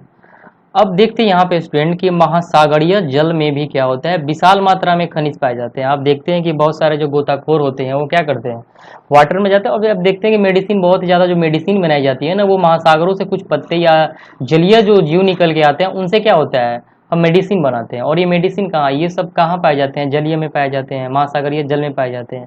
तो जब जल में पाए जाते हैं तो बहुत सारे खनिज है। सबसे बड़ी मात्रा क्या आपका H2O वाटर हो गया, हाइड्रोजन और ऑक्सीजन तो यहीं पे मिल गया आपको। तो महासागरीय जल में भी क्या होता है कि विशाल मात्रा में खनिज पाए जाते हैं, बहुत ही बड़ी मात्रा में। लेकिन इनमें से अधिकांश के व्यापक रूप से विसरित होने के कारण इनकी आर्थिक यानी कि जो सतर्कता कम होती है। क्या होती है, इनकी जो आर्थिक सतर्कता होती है वो कम होती है। फिर भी सामान्य जो नमक है, हम नमक कहाँ से करते हैं, हमारे समुद्री खरपतवार से ही निकालते हैं। नमक हो गया, मैग्नीशियम तथा ब्रोमाइन ज्यादातर समुद्री जल से ही क्या होते हैं, हम इसे डिराइव्ड होते हैं, यानी कि प्रगृहित होते हैं, उनसे बदला जाता है। और महासागरीय तली भी मैग्नीज ग्रंथि हो, जिसको हम लोग नूडल्स से में क्या होते हैं, धनी है। चलिए स्टूडेंट, अब आगे देखते हैं यहाँ पे जैसे कि स्टूडेंट यहाँ पे दिया हुआ है कि रैट होल, क्या पढ़ा आपने यहाँ पे, रैट होल। और ये रैट होल क्या है, तो चलिए पहले इसके बारे में पढ़ लेते हैं। ये रैट होल खनन है। आप रैट होल का मतलब समझते ही हैं, अंदर ही अंदर क्या करना। आप रैट से समझ लीजिए कि रैट क्या करता है, चूहा अंदर ही अंदर खोद डालता है, वही इसी प्रकार का ये होल खनन है। क्या आप जानते हैं कि भारत में अधिकांश जो खनिज है वो राष्ट्रीयकृत है, नेशनल लेवल पे है, राष्ट्रीयकृत है, ये कोई प्राइवेट नहीं है यहाँ पे। और इनका निष्कर्षण जो है वो सरकारी अनुमति के पश्चात ही संभव है। अगर हम इसको निकालना है, निष्कर्षण का मतलब होता है वहाँ से उन खनिजों का निकालना, माइनिंग एरिया लगाना। लेकिन ये हम कब कर सकते हैं, जब हम तक सरकारी अनुमति जब तक हमके नहीं मिलेगी, तब हम क्या करते हैं, उन कामों को नहीं कर सकते हैं। किंतु उत्तर पूर्वी भारत के अधिकांश जनजातीय क्षेत्रों में क्या होता है कि खनिजों का स्वामित्व व्यक्तिगत और समुदाय स्रोत से प्राप्त है। यहाँ पे क्या करते हैं, ये प्राइवेट लेवल पे कुछ खनिज है, यहाँ पे कहाँ, उत्तर पूर्वी भारत में हम देखते हैं। अब जैसे कि आप ले लीजिए मेघालय में जो कोयला है, लौह अयस्क है, चूना पत्थर, डोलामाइट के विशाल निक्षेप पाए जाते हैं। कहाँ पे, मिजोरम में, मेघालय में। अब आप लिए यहाँ पे देख रहे हैं कि जुवाई और चेरापूंजी में क्या होता है कि कोयले का खनन परिवार के सदस्य द्वारा एक लंबी संकीर्ण सुरंग के रूप में किया जाता है, जिसे हम रैट होल कहते हैं। आप देखते हैं ये सुरंग बन जाते हैं, और ऐसे बना के अंदर ही अंदर क्या किया जाता है, काम किया जाता है। इसको रैट होल बोलते हैं। क्या बोलते हैं, रैट होल, नाम से ही आप पहचान सकते हैं। चलिए थोड़ा आगे देखते हैं यहाँ पे, जैसे कि दे रहा है कि खुली खदान, जो ओपन पिट माइन होता है ना, ओपन पिट माइन, जैसे कि आप ऐसे ही खुली इसको खोद रहे हैं आप, ओपन पिट माइन, उत्खनन और सैफ युक्त भूमिगत खनन में क्या अंतर है। ओके स्टूडेंट, आप यहाँ पे दो चीजों के बारे में पढ़ना है। यहाँ पे आपको पढ़ना है ओपन पिट माइन के बारे में, और यहाँ पे पढ़ना है आपको सैफ युक्त भूमिगत खनन के बारे में, खदान के बारे में, कि दोनों में क्या इंपॉर्टेंट है और क्या इसमें डिफरेंसेस हैं। तो चलिए हम देखते हैं यहाँ पे कि भारत अच्छे और विविध प्रकार के खनिज संसाधनों में क्या है, सौभाग्यशाली है। यहाँ पे बहुत ही ज़्यादा खनिज है और मात्रा तो अभ्रक की मात्रा तो बहुत ही मैक्सिमम है। जैसे कि हम लोग बिहार में हैं, बहुत स्टूडेंट इसको वीडियो को देख रहे होंगे, जैसे कि हम यहाँ बिहार का, यानी कि हम लोग छपरा से हैं। बिहार में क्या, बिहार से क्या हो गया कि हमारा झारखंड अलग हो गया, और झारखंड में देखते हैं आप बहुत ही ज़्यादा खनिज पाए जाते हैं, इसलिए हमारा झारखंड जो है वो बिहार से क्या है, डेवलप है। चलिए अब यहाँ पे देखते हैं कि यद्यपि इनका वितरण असमान है, क्या है, इनका वितरण जो है वो असमान है, और मोटे तौर पर प्रायद्वीपीय चट्टानों में, प्रायद्वीपीय चट्टानों का मतलब समझिए कि भारत का ये जो पार्ट होता है ना, ये जो पार्ट इधर का, ये प्रायद्वीपीय पठार होते हैं, प्रायद्वीपीय होते हैं। ये प्रायद्वीपीय चट्टानों में जैसे कि कोयले, धात्विक खनिज, अभ्रक और अन्य अनेक के जो है अधात्विक खनिजों के अधिकांश भंडार संचित है। और प्रायद्वीपीय के पश्चिमी और पूर्वी प्रासर्व पर गुजरात, असम के तलछट्टी चट्टानों अधिकांश खनिज तेल निक्षेप पाए जाते हैं। आप देख सकते हैं प्रायद्वीपीय में, आप गुजरात, जैसे कि इधर आपका कहा था ना, गुजरात आ गया, इधर आपका असम आ जाता है, इसके तलछट्टी जो चट्टाने होती है ना, इसमें अधिकांश खनिज तेल निक्षेप पाए जाते हैं। यहाँ पे क्या होता है, तेल पाए जाते हैं। स्टूडेंट अब आगे बढ़ते हैं और देखते हैं यहाँ पे, जैसे कि यहाँ पे दे रहा था कि जो प्रायद्वीपीय शैल है, क्या है, प्रायद्वीपीय शैल क्रम के साथ राजस्थान में अनेक अलौह खनिज पाए जाते हैं। क्या पाए जाते हैं, राजस्थान में बहुत सारे अलौह, अलौह का मतलब जिसमें लोहा ना हो, जिसमें हम लोग आयरन की मात्रा जिसमें ना हो, वो खनिज कहाँ पाए जाते हैं, राजस्थान में पाए जाते हैं। उत्तरी भारत के विस्तृत जलोढ़ मैदान आर्थिक महत्व के खनिजों से लगभग विहीन है। क्या है, ये लगभग विहीन है, और ये विभिन्नताएं खनिजों की रचना में अंतर्ग्रस्त भूगार्भिक संरचना और तरह की प्रक्रियाओं और समय के कारण होते हैं। क्या होते हैं, ये सब के सब हमारे संरचना, प्रक्रियाओं और समय के कारण ये सब हमारे प्राप्त होते हैं, जैसे जैसे चलता है। अब चलिए स्टूडेंट, अब यहाँ पे देख सकते हैं कि जैसे दिया हुआ है कि भारत जो है, अब हम भारत के कुछ प्रमुख खनिजों के वितरण का अध्ययन करेंगे, कैसा कैसा खनिज है और किस प्रकार के हैं। सदैव स्मरण रखें कि अयस्क जो होता है खनिज सांद्रण, सुगमता और बाजार की निकटता किसी संचय यानी कि रिजर्व और आर्थिक जीवयता यानी कि करेंगे वायबिलिटी को प्रभावित करते हैं। क्या करते हैं, इन सबको ये प्रभावित करते हैं और महत्वपूर्ण भूमिका निभाते हैं हमारे आर्थिक स्थिति में। अगर हम ले लें क्या था, मांग की पूर्ति के लिए अनेक संभव विकल्पों में से चयन करना क्या होता है, हमें चयन करना पड़ता है उनमें से कि कौन सा क्या अच्छा है और क्या बुरा है। ऐसा हो जाने के बाद एक खनिज निक्षेप अथवा भंडार खनन में परिवर्तित हो जाता है। क्या होता है, ये निक्षेप अथवा भंडार खनन में बदल जाता है। तो चलिए अब हम पढ़ते हैं लौह खनिजों के बारे में कि हमारे पास जो ये लौह खनिज है ये क्या है। तो जैसे कि स्टूडेंट दिया हुआ है कि लौह खनिज जो है ना, लौह खनिज, ये लौह खनिज धात्विक खनिजों के कुल उत्पादन के मूल्य का 3/4 भाग का योगदान देते हैं। जो धात्विक है ना, उनका 3/4 पार्ट का योगदान प्राप्त करते हैं। और ये धातु जो है शोधन के उद्योग के विकास को मजबूत आधार प्रदान करते हैं, और भारत अपनी घरेलू मांग को पूरा करने के पश्चात बड़ी मात्रा में धात्विक खनिजों का क्या करते हैं, निर्यात करती है। चलिए स्टूडेंट, अब यहाँ पे आप देख सकते हैं यहाँ पे कि अयस्क यानी कि लौह अयस्क, आयरन जो ओर होता है उसके बारे में हम देखेंगे कि परसेंटाइल कहाँ पे कितनी अधिक है। तो लौह अयस्क एक आधारभूत खनिज है तथा औद्योगिक, क्या कर रहे हैं यहाँ पे, अथा औद्योगिक भारत में, यानी कि औद्योगिक भारत में ये जो चीजें आपके यहाँ पे खनिज है ना, ये क्या है, हमारे औद्योगिक भारत के विकास की रीढ़ है। क्या है, विकास की रीढ़ है। इसी से भारत क्या है, खड़ा है, यानी कि विकास की जो सबसे बड़ी भारत में जो ये चीज़ें हैं ये कहाँ से, यही हमारे खनन से, माइनिंग एरिया से प्राप्त होते हैं। तो आप यहाँ पे देख सकते हैं स्टूडेंट, ये जो चीज़ दिया हुआ है कि झारखंड में क्या है, लौह अयस्क उत्पादन में राज्यों का कितना अंश है, ये चीज़ दिया हुआ है। और खनन मंत्रालय रिपोर्ट 2009 और 10 के अकॉर्डिंग देखिए, झारखंड अकेले 28% है, उड़ीसा 33% है। अगर बिहार से ये जुड़ा रहता तो आज बिहार कितना संपन्न राज्य होता। अन्य में 9%। आप सोच सकते हैं इसमें सब कुछ आया। छत्तीसगढ़ में 19% है और कर्नाटका में 11% है। तो आप देख सकते हैं स्टूडेंट यहाँ पे कि झारखंड और उड़ीसा जो है ये लॉ एस्को में कितनी बड़ी मात्रा में ये क्या है, परिपूर्ण है। तो चलिए स्टूडेंट यहाँ पे देखते हैं कुछ भाषा है। कन्नड़ भाषा में कुதிरे शब्द का अर्थ है घोड़ा। क्या है, कुதிरे को हम लोग बोलते हैं घोड़ा। कर्नाटक के पश्चिमी घाट में सबसे ऊंची चोटी घोड़े के मुख से मिलती जुलती है। क्या होता है, मुख, उन्हीं को जो मुंह होता है ना वैसे मिलती जुलती है। और ये बेलाडीला की पहाड़ी हो बैल के डील, जिसको हम होता है ना बैल का, जिसको हम लोग कुबर बोलते हैं, हमसे मिलती जुलती है और जिसके कारण यह नाम पड़ा है। इसका नाम पड़ गया वैसे घोड़े के, यानी कि इसको हम कुதிरे बोलते हैं और यहाँ पे हम लोग इसको डील बोलते हैं। क्या बोलते हैं, डील, यानी कि बेडा डील, बेला डील।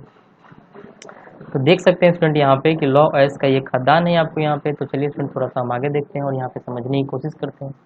अब जैसे कि दिया हुआ है कि भारत में लौह अयस्क के विपुल संसाधन विद्यमान है। क्या है, विपुल संसाधन क्या है, यहाँ पे विद्यमान है, बहुत सारे संसाधन है इसके लौह अयस्क के। और भारत जो है उच्च कोटि के लोहास युक्त लौह अयस्क में धनी है। यहाँ पे क्या है, भारत में सबसे ज्यादा, बहुत ही ज्यादा लौह अयस्क धूत भी पाए जाते हैं। यहाँ पे अयस्क इसकी मात्रा में बहुत अधिक मिलते हैं, जिसमें 70% क्या है, लोहांश पाया जाता है। और इसमें सर्वश्रेष्ठ चुंबकीय गुण प्राप्त होते हैं। अगर लौह है तो चुंबकीय गुण तो प्राप्त होगा ही, जो विद्युत उद्योग में विशेष रूप से उपयोगी है। अब इसमें कौन कौन से प्रकार हैं, आपका हेमेटाइट क्या है, हमारा हेमेटाइट जो है ये लौह का है, क्या है, एक उदाहरण है। हेमेटाइट जो है सर्वाधिक महत्वपूर्ण औद्योगिक लौह अयस्क है। हेमेटाइट क्या है, ये हमारा महत्वपूर्ण औद्योगिक क्या है, लौह अयस्क है, और जिसका अधिकतम मात्रा में उपभोग हुआ है। क्या है, बहुत ही अधिक मात्रा में उपभोग हुआ है। किंतु इसमें लोहांश की मात्रा मैग्नेटाइट की अपेक्षा थोड़ी सी कम है। मैग्नेटाइट क्या है, बहुत ही अधिक है और लोहांश से भी अधिक है, जिसमें क्या है, लोहांश जो है 50 से 60% तक पाया जाता है।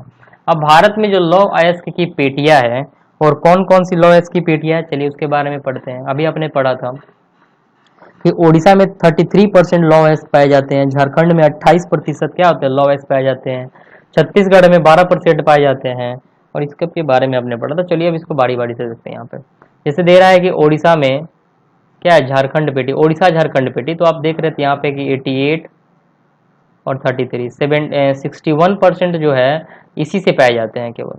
चलिए स्टूडेंट यहाँ पे देखते हैं कि ओडिशा में उच्च कोटि का हेमेटाइट किस्म का लौह अयस्क मयूरभंज और क्या करें, यहाँ पे केदुरझर जिलों में क्या करता है, बादाम पहाड़ खदानों से ये निकाला जाता है। तो आप देख सकते हैं यहाँ पे कि ओडिशा में क्या होता है, उच्च कोटि के हेमेटाइट पाए जाते हैं, और ये किसका किस्म है, हमारे लौह अयस्क का किस्म है। तो आप ही अपने पढ़ा कि ओडिशा में 33% और क्या हो रहा था, झारखंड में 28% हमारे लौह अयस्क पाए जा रहे थे। तो वही चीज यहाँ पे दे रहा है कि जो सबसे उच्च कोटि का जो लौह अयस्क है ओडिशा में, वो क्या है, हमारा हेमेटाइट है। तो जैसे कि यहाँ पे दिया हुआ है कि ओडिशा और झारखंड पेटी में, ओडिशा में क्या है, उच्च कोटि का हेमेटाइट किस्म का लौह पाया जाता है। अगर क्वेश्चन आ जाए स्टूडेंट कि सबसे ज्यादा उच्च कोटि का जो लौह अयस्क पाया जाता है ओडिशा में, वो कौन सा है, तो हेमेटाइट है। और ओडिशा में 33 और झारखंड में क्या है, 28% पाए जाते हैं। अब जैसे इस जिलों में, कौन से जिलों में, जो ये मयूरभंज और हमारा कौन है, केदुरझर जिला है, कहाँ पे, ये उड़ीसा प्राप्त में, उड़ीसा में मिलता है। इसमें बादाम का जो पहाड़ है, खदानों से क्या होता है, ये बादाम के पहाड़ों के खदान से निकलता है। अब आप देख सकते हैं स्टूडेंट यहाँ पे कि इसी से सन्निध, इसी से क्या होता है, सन्निध झारखंड के सिंहभूम जिले में क्या होता है कि गुआ नोवामुंडी से क्या होता है, हेमेटाइट अयस्क का खनन प्राप्त होता है। आपको यहाँ पे स्टूडेंट क्या करना पड़ेगा, हर एक पॉइंट को याद करना पड़ेगा। अब जैसे कि यहाँ पे दे रहा है कि सिंहभूम, ये क्या है, झारखंड में पाया जाता है। झारखंड की एक जिला है, कौन, सिंहभूम। अभी आपने पढ़ा ओडिशा में केदुझड़ और आपके मयूरभंज, ये कहाँ पे, ओडिशा में पाए जाते हैं। और झारखंड में क्या है, सिंहभूम पाया जाता है, और गुआ और नोवा मुंडी में क्या होता है कि हेमेटाइट अयस्क पाए जाते हैं। ये झारखंड के जिले हैं, सिंहभूम में, सिंहभूम एक जिला है, उस जिले में गुआ और नोवा, जो नोवा मुंडी है ना, वहाँ पे क्या होता है, ये हेमेटाइट के अयस्क बहुत अधिक मात्रा में पाए जाते हैं। तो जिला में पाया जाता है, ये सिंहभूम जिला है और उस जिले में दो जगह है, गुआ और क्या है, नोवा मुंडी। अब हम चलते हैं दुर्गा बस्तर चंद्रपुर पेटी में। ये हमारा जो, ये भी हमारा लौह अयस्क का ही एक क्षेत्र है, दुर्गा बस्तर और चंद्रपुर पेटी। अब देख सकते हैं यहाँ पे स्टूडेंट की यह जो पेटी है ना, ये कहाँ प्राप्त होता है, ये महाराष्ट्र और छत्तीसगढ़ राज्यों के अंतर्गत पाई जाती है। कौन सी, दुर्गा बस्तर और चंद्रपुर पेटी, ये किस किस राज्यों में पाई जाती है, महाराष्ट्र और छत्तीसगढ़ राज्यों के अंतर्गत पाई जाती है। अब देख सकते हैं यहाँ पे स्टूडेंट की छत्तीसगढ़ के बस्तर जिले में। बस्तर जिला आपको याद करना पड़ेगा कि जो ये बस्तर जिला है ये किस राज्य में आता है? छत्तीसगढ़ में आता है। तो छत्तीसगढ़ के बस्तर जिले में बोलाडीला पहाड़ी, अब अगर ये कम्पिटेटिव लेवल अगर क्वेश्चन में आ जाए कि बोलाडीला पहाड़ी जो श्रेणियां हैं ये किस राज्य में पाई जाती है? तो छत्तीसगढ़ में पाई जाती है। और किस जिले में है? तो बस्तर जिले में है। ये श्रृंखलाओं में क्या होता है? अति उच्चतम कोटि का हेमेटाइट पाया जाता है। अभी आपने देखा ओडिशा, ओडिशा में हेमेटाइट कहाँ पे? केदूर में पाया जाता था। मयूरभंज वहीं का जगह है। झारखंड में अभी आपने पढ़ा कि हेमेटाइट की सबसे अधिक जो अच्छी गुण पाई जाती है वो कहाँ पाया जाता है? गुआ और नोवा मुंडी में पाया जाता है। और दुर्ग बस्तर जो चंद्रपुर पेटी है, यह पेटी महाराष्ट्र और छत्तीसगढ़ राज्यों के अंतर्गत पाई जाती है। और छत्तीसगढ़ के बस्तर जिले में बोलाडीला पहाड़ी श्रृंखलाओं में अति उच्चतम कोटि की हेमेटाइट पाई जाती है। अब देख सकते हैं स्टूडेंट यहाँ पे कि जो ये चीज दे रहा है कि जिसमें अब ये जो चीज पाई जाती है जिसमें इस गुणवत्ता के लोहे, अब कहने का मतलब है कि जिसमें इस गुणवत्ता के लोहे में 14 जमाव मिलते हैं। इसमें क्या होता है कि 14 जमाव मिलते हैं इस गुणवत्ता के लोहे में। और इसमें इस्पात बनाने में आवश्यक सर्वश्रेष्ठ क्या होता है? भौतिक गुण विद्यमान है। और इन खाद्यान्नों का जो लौह अयस्क विशाखापट्टनम से जापान तथा दक्षिण कोरिया को निर्यात होता है। अब देख सकते हैं यहाँ पे लौह अयस्क जो यहाँ पे दे रहा है आपको विशाखापट्टनम, आंध्र प्रदेश। तो ये जो विशाखापट्टनम है यहाँ से ये जो लौह अयस्क है ना स्टूडेंट, ये जापान और दक्षिण कोरिया, क्या है? जापान और दक्षिण कोरिया के लिए क्या होता है? यहाँ पे निर्यात किए जाते हैं, भेजे जाते हैं। आप देख सकते हैं जापान और दक्षिण कोरिया को ये निर्यात किए जाते हैं यानी कि भेजे जाते हैं। अब चलिए स्टूडेंट आगे देखते हैं यहाँ पे। और ये कौन सा आपका आ गया पेटी? यह आ गया बल्लाड़ी, चित्रदुर्ग, चिकमंगलूर और तुमकुरू पेटी। ये कौन सी पेटी आपकी देख रहे हैं? बल्लाड़ी, चित्रदुर्ग, चिकमंगलुरु और तुमकुरू पेटी आपका ये हमारे क्या है? लौह अयस्क की पेटी। अब देख सकते हैं यहाँ पे कि इसमें कौन आ जाएगा? कर्नाटक की इस पेटी में लौह अयस्क की बृहत क्या होता है? राशि जो होती है संचित है, बहुत ही ज्यादा संचित है यहाँ पे। और कर्नाटक के पश्चिमी घाट में अवस्थित केंद्रमुख के खाने 100% निर्यात इकाई यानी कि 100% यहाँ से होती है। आप देख सकते हैं यहाँ पे केंद्रमुख जो निक्षेप संसार के सबसे बड़े निक्षेप से में से क्या होते हैं? एक माने जाते हैं। ये जो केंद्रमुख है ये निक्षेप, ये संसार के सबसे बड़े निक्षेपों में से क्या होते हैं? एक माने जाते हैं। अब देख सकते हैं यहाँ पे स्टूडेंट के लौह अयस्क जो करदम, जिसको हम क्या बोलते हैं? स्लड़ी बोलते हैं। क्या बोलते हैं? स्लड़ी। ये करदम रूप में क्या होते हैं? पाइपलाइन द्वारा मंगलूर के निकट एक पतन को भेजा जाता है। ये क्या किया जाता है? यहाँ पे ये जो अयस्क करदम है, करदम के रूप में इसको क्या करते हैं हम लोग? पाइपलाइन के व्यवस्था करके हम क्या करते हैं? इसको मंगलुरु तक हम क्या करते हैं? इसे भेज देते हैं। अब हम पढ़ते हैं दूसरी पेटी के बारे में और ये हमारा महाराष्ट्र गोवा पेटी है। बात हो रहा है। तो हम लोग स्टूडेंट हम लोग कहाँ थे? यहाँ पे महाराष्ट्र और गोवा पेटी। तो देखिए स्टूडेंट यहाँ पे जो महाराष्ट्र और गोवा पेटी है, यह पेटी क्या है? गोवा तथा महाराष्ट्र राज्य के रत्नागिरी जिले में स्थित है। क्या है? ये गोवा तथा महाराष्ट्र राज्य के रत्नागिरी जिले में स्थित है। यद्यपि यहाँ का जो लोहा है ना उत्तम प्रकार का नहीं है। यहाँ पे जो लोहा है ना ये अच्छी किस्म की लोहा नहीं है, तथापि इसका दक्षता से दोहन किया जाता है। क्या किया जाता है? इनको दोहन किया जाता है, बदला जाता है किसी चीज में। और मरमा गोवा पतन से इनका निर्यात किया जाता है। ये आ जाते तो हैं लेकिन इनका क्या करते हैं हम लोग? इनको हम लोग क्या करते हैं? मरमा गोवा पतन जो है वहां से हम इनका निर्यात कर देते हैं अलग देशों में। अब चलिए मैगजीन के बारे में, अभी हम लोग लॉ एस के बारे में पढ़ रहे थे और हम मैगजीन के बारे में पढ़ेंगे। देखिए बहुत ही ये चैप्टर जो है कंपटीशन के लिए बहुत ही ज्यादा इंपॉर्टेंट है, आपको ध्यान देना पड़ेगा। अब देख सकते हैं यहाँ पे स्टूडेंट की मैगजीन जो होता है ना मुख्य रूप से क्या होता है? इस्पात के विनिर्माण में प्रयोग किया जाता है। क्या किया जाता है? ये इस्पात के विनिर्माण में प्रयोग किया जाता है। और यह टन इस्पात बनाने के लिए 1 टन यानी कि इस्पात बनाने के लिए 10 किलोग्राम मैगजीन की आवश्यकता होती है। अगर हमें 1 टन इस्पात बनाना हो तो कितने किलोग्राम की मैगजीन की जरूरत होगी? हमें 10 किलोग्राम मैगजीन की आवश्यकता होती है। अब आप देख सकते हैं यहाँ पे स्टूडेंट कि इसका उपयोग ब्लीचिंग पाउडर, क्या इसका उपयोग जो होता है ब्लीचिंग पाउडर, कीटनाशक जो दवाइयाँ बनती हैं उनके बारे में और पेंट बनाने में किया जाता है। पेंट नहीं, पेंट बनाने में। ये मैगजीन का यूज आप देख सकते हैं किसके फॉर्म में हो रहा है? ब्लीचिंग पाउडर का यूज करने में हो रहा है, कीटनाशक दवाइयाँ बनाने में हो रहा है। और जो पेंट बनता है ना, जो घर हम पेंट करते हैं, ये पेंट बनाने में ये किसका यूज होता है? मैगजीन का यूज किया जाता है। तो आप स्टूडेंट यहाँ पे देख सकते हैं ये हमारा रहा मैगजीन उत्पादन में राज्यों में। तो आपने अभी पढ़ा था कि जो लौह धातु थे वो सबसे ज़्यादा किस राज्य में, उड़ीसा में, और दूसरा कौन था हमारा, झारखंड था। तो वैसे ही आप देख सकते हैं यहाँ पे मैगजीन में सबसे ज़्यादा जो है वो क्या है हमारे अन्य दे रहा है। लेकिन अगर हम अकेले तौर पे ले ले तो मध्य प्रदेश, उड़ीसा, उड़ीसा हमारा क्या है, यहाँ भी आप देख सकते हैं उड़ीसा आगे है, उड़ीसा में देख सकते हैं मैगजीन भी आगे है, लॉ एस में भी आगे है। दूसरे पोजीशन पे मध्य प्रदेश आता है और तीसरे पोजीशन पे कर्नाटक आता है, और जो बचे हुए हैं 29% इसमें सारे राज्य आ जाते हैं। तो आपने पढ़ा मैगजीन में भी 1 नंबर पे है और लौ धातु में भी 1 नंबर पे है। तो चलिए स्टूडेंट अब थोड़ा सा हम यहाँ पे देखते हैं ये भारत के नक्शे को। आप देखिए यहाँ पे आपने क्या पढ़ा, अजमेर, अजमेर और बीकानेर के बारे में तो मैंने आपको, जैसलमेर और बीकानेर, अजमेर, ये सब के सब कहाँ प्राप्त होते हैं, ये सब हमारे राजस्थान में है। जैसे कि आप यहाँ पे देख सकते हैं ये हमारा हो गया अजमेर और ये हो गया बेवड़, ये क्या हमारे हैं, ये राजस्थान है, ये क्या है, राजस्थान। और ये राजस्थान राज्य में ये 2 जिले हैं हमारे, अजमेर और बेवर। और ये क्या है, महत्वपूर्ण खनिज के क्या है, ये महत्वपूर्ण खनिज के जगह है। और यानी कि अगर कोई क्वेश्चन पूछ दे कि राजस्थान के किस जिले से खनिजों का उत्पादन किया जाता है, तो वो हमारा हो जाएगा अजमेर और बेवर। यानी कि 2 इन जगहों से क्या होता है कि बेवर और अजमेर से क्या होता है, खनिजों का उत्पादन किया जाता है। आपको याद हो जाएगा स्टूडेंट यहाँ पे पिक्चर देख के। अब आप देख सकते हैं स्टूडेंट यहाँ पे ये होता है हमारा मध्य प्रदेश आ गया।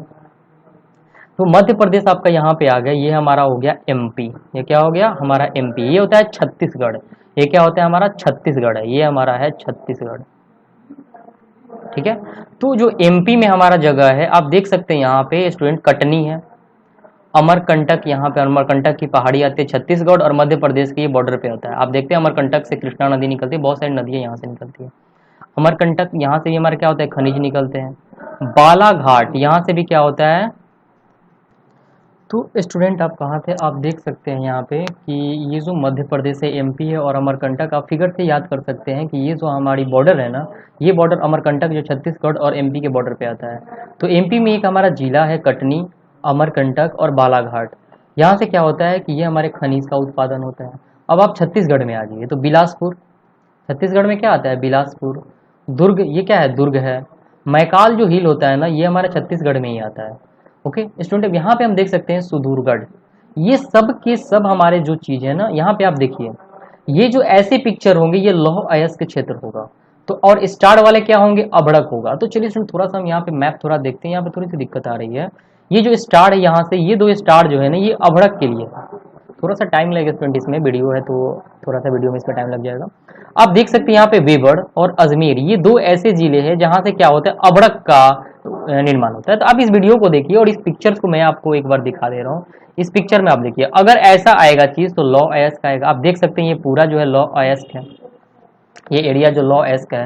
यहाँ पे आप देख सकते हैं ये लॉ अयस्क का एरिया है, दुर्ग, मैकाल, भंडार, ये बोडीला, आपने छत्तीसगढ़ में भी पढ़ा था आपने बोडीला, और ये गुआ, ये पश्चिम बंगाल के एरिया आपका, उड़ीसा में है और पश्चिम बंगाल तो यहाँ से स्टार्ट होता है। ये गुआ हो गया, कुर्देड़ू हो गया, मयूरभंज हो गया, इसे क्या उड़ीसा का है। और यहाँ पे आप देख सकते हैं कि ये जो एरिया, ये भी हमारा क्या है, ये एरिया हमारा मैगजीन। देखिए यहाँ पे, ये पे 2 स्टार है, ये रेड से है हमारा, तो लॉ एस यहाँ पे देख रहा है मैगजीन, मैगजीन हमारा ये है। देखिए ये चीज हमारे मैगजीन के बारे में बता रहा है। और लॉ अयस के खाने आप देख सकते हैं यहाँ पे कि ये गोवा है हमारा, ये क्या है, गोवा है। इसमें रत्नागिरी आ गया और गोवा यहाँ पे है, गोवा में मरमा गोवा आ गया, रत्नागिरी आपका इसमें आता है, राज्य महाराष्ट्र में आ जाता है। तो ये जो आपका ट्रेंगल है ना, ये लौह अयस्क खाने हैं और लौह अयस्क क्षेत्र ये है हमारा। और खान कहाँ कहाँ, यानी कि जहाँ से हम इस लौह इसको निकालते हैं वो चीज़ आपका रत्नागिरी में आ गया, इसमें फिर गोवा में आ गया आपका यहाँ से, और गोवा में कहाँ से आ गया आपका, मरमा गोवा में। और जो ब्लैक से दिया हुआ है लौह अयस्क का निर्यात पतन है। अभी आपने पढ़ा था कि मरमा गोवा से हम क्या करते हैं कि निर्यात करते हैं, क्या करते हैं हम यहाँ से मरमा गोवा से हम निर्यात करते हैं। तो आप इस पिक्चर को बहुत ही ध्यान से देखिएगा और यहाँ पे समझने की कोशिश करिएगा। और स्टार फिर आ गया तो आप देख सकते हैं यहाँ पे, ये हमारा क्या होता है, ये हमारा आंध्र प्रदेश है, तेलंगाना तो इसमें अलग नहीं किया गया है वैसे। यहाँ पे आप देख सकते हैं ये हमारा अबड़क है। तो इस चैप्टर को और देखिए, मैं आपको एक पतन बता रहा हूँ, ये लॉ एस्क निर्यात पतन। तो निर्यात पतन कौन कौन सा है, तो चलिए मैं आपको बता रहा हूँ। और पतन आपको पता है, आपके दिमाग में रहना चाहिए कि ये हमेशा कहाँ रहेगा, प्रायद्वीपीय भारत में रहेगा। आप देखिए यहाँ पे एक पतन यहाँ पे मरमा गोवा है, मैं आपको यहाँ पे टिक आउट करते चलूंगा। ये देखिए यहाँ पे क्या है हमारा, मरमा गोवा। एक हमारा यहाँ पतन है, और यहाँ पे आप देखिए मंगलुरु, मारमागोवा मंगलुरु, आपको याद रखना होगा। ये सब हमारे क्या है, लॉ एस्क पतन है, निर्यातक पतन है, यहाँ से निर्यात किया जाता है अलग देशों के लिए। ये मंगलुरु। अब आज ये इधर आप आइएगा तो विशाखापट्टनम हमारा तीसरा हो गया, और चौथा क्या है, पारादीप। ये हमारे चार जो है ना, ये हमारे लॉ एस्क पतन है। चलिए अब आगे बढ़ते हैं, इस पिक्चर को देख के आप भी समझ सकते हैं। तो चलिए अब आगे बढ़ते हैं और देखते हैं यहाँ पे। अब जैसे कि स्टूडेंट दिया है कि भारत में ओडिशा मैगजीन का सबसे बड़ा उत्पादक राज्य है। ओडिशा ही नहीं, लॉ एस्क में भी आपका ओडिशा क्या है, ओडिशा आगे है। वर्ष 2000 से 2001 में देश की कुल उत्पादन का 1/3 भाग यहाँ से प्राप्त हुआ है। क्या हुआ है, 1/3 भाग।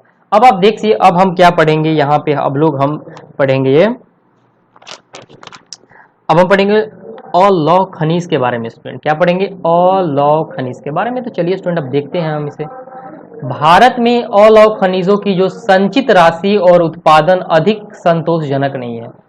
अधिक संतोषजनक नहीं यानी कि यहाँ पे कम मात्रा में, संतोषजनक का मतलब यहाँ पे ये चीज नहीं, यहाँ पे कम मात्रा में ये अलौ खनिज प्राप्त होते हैं। यद्यपि ये खनिज जिनमें तांबा, बक्साइट, सीसा, सोना आते हैं, क्या होते हैं, ये सब हमारे अलौ खनिज में आते हैं।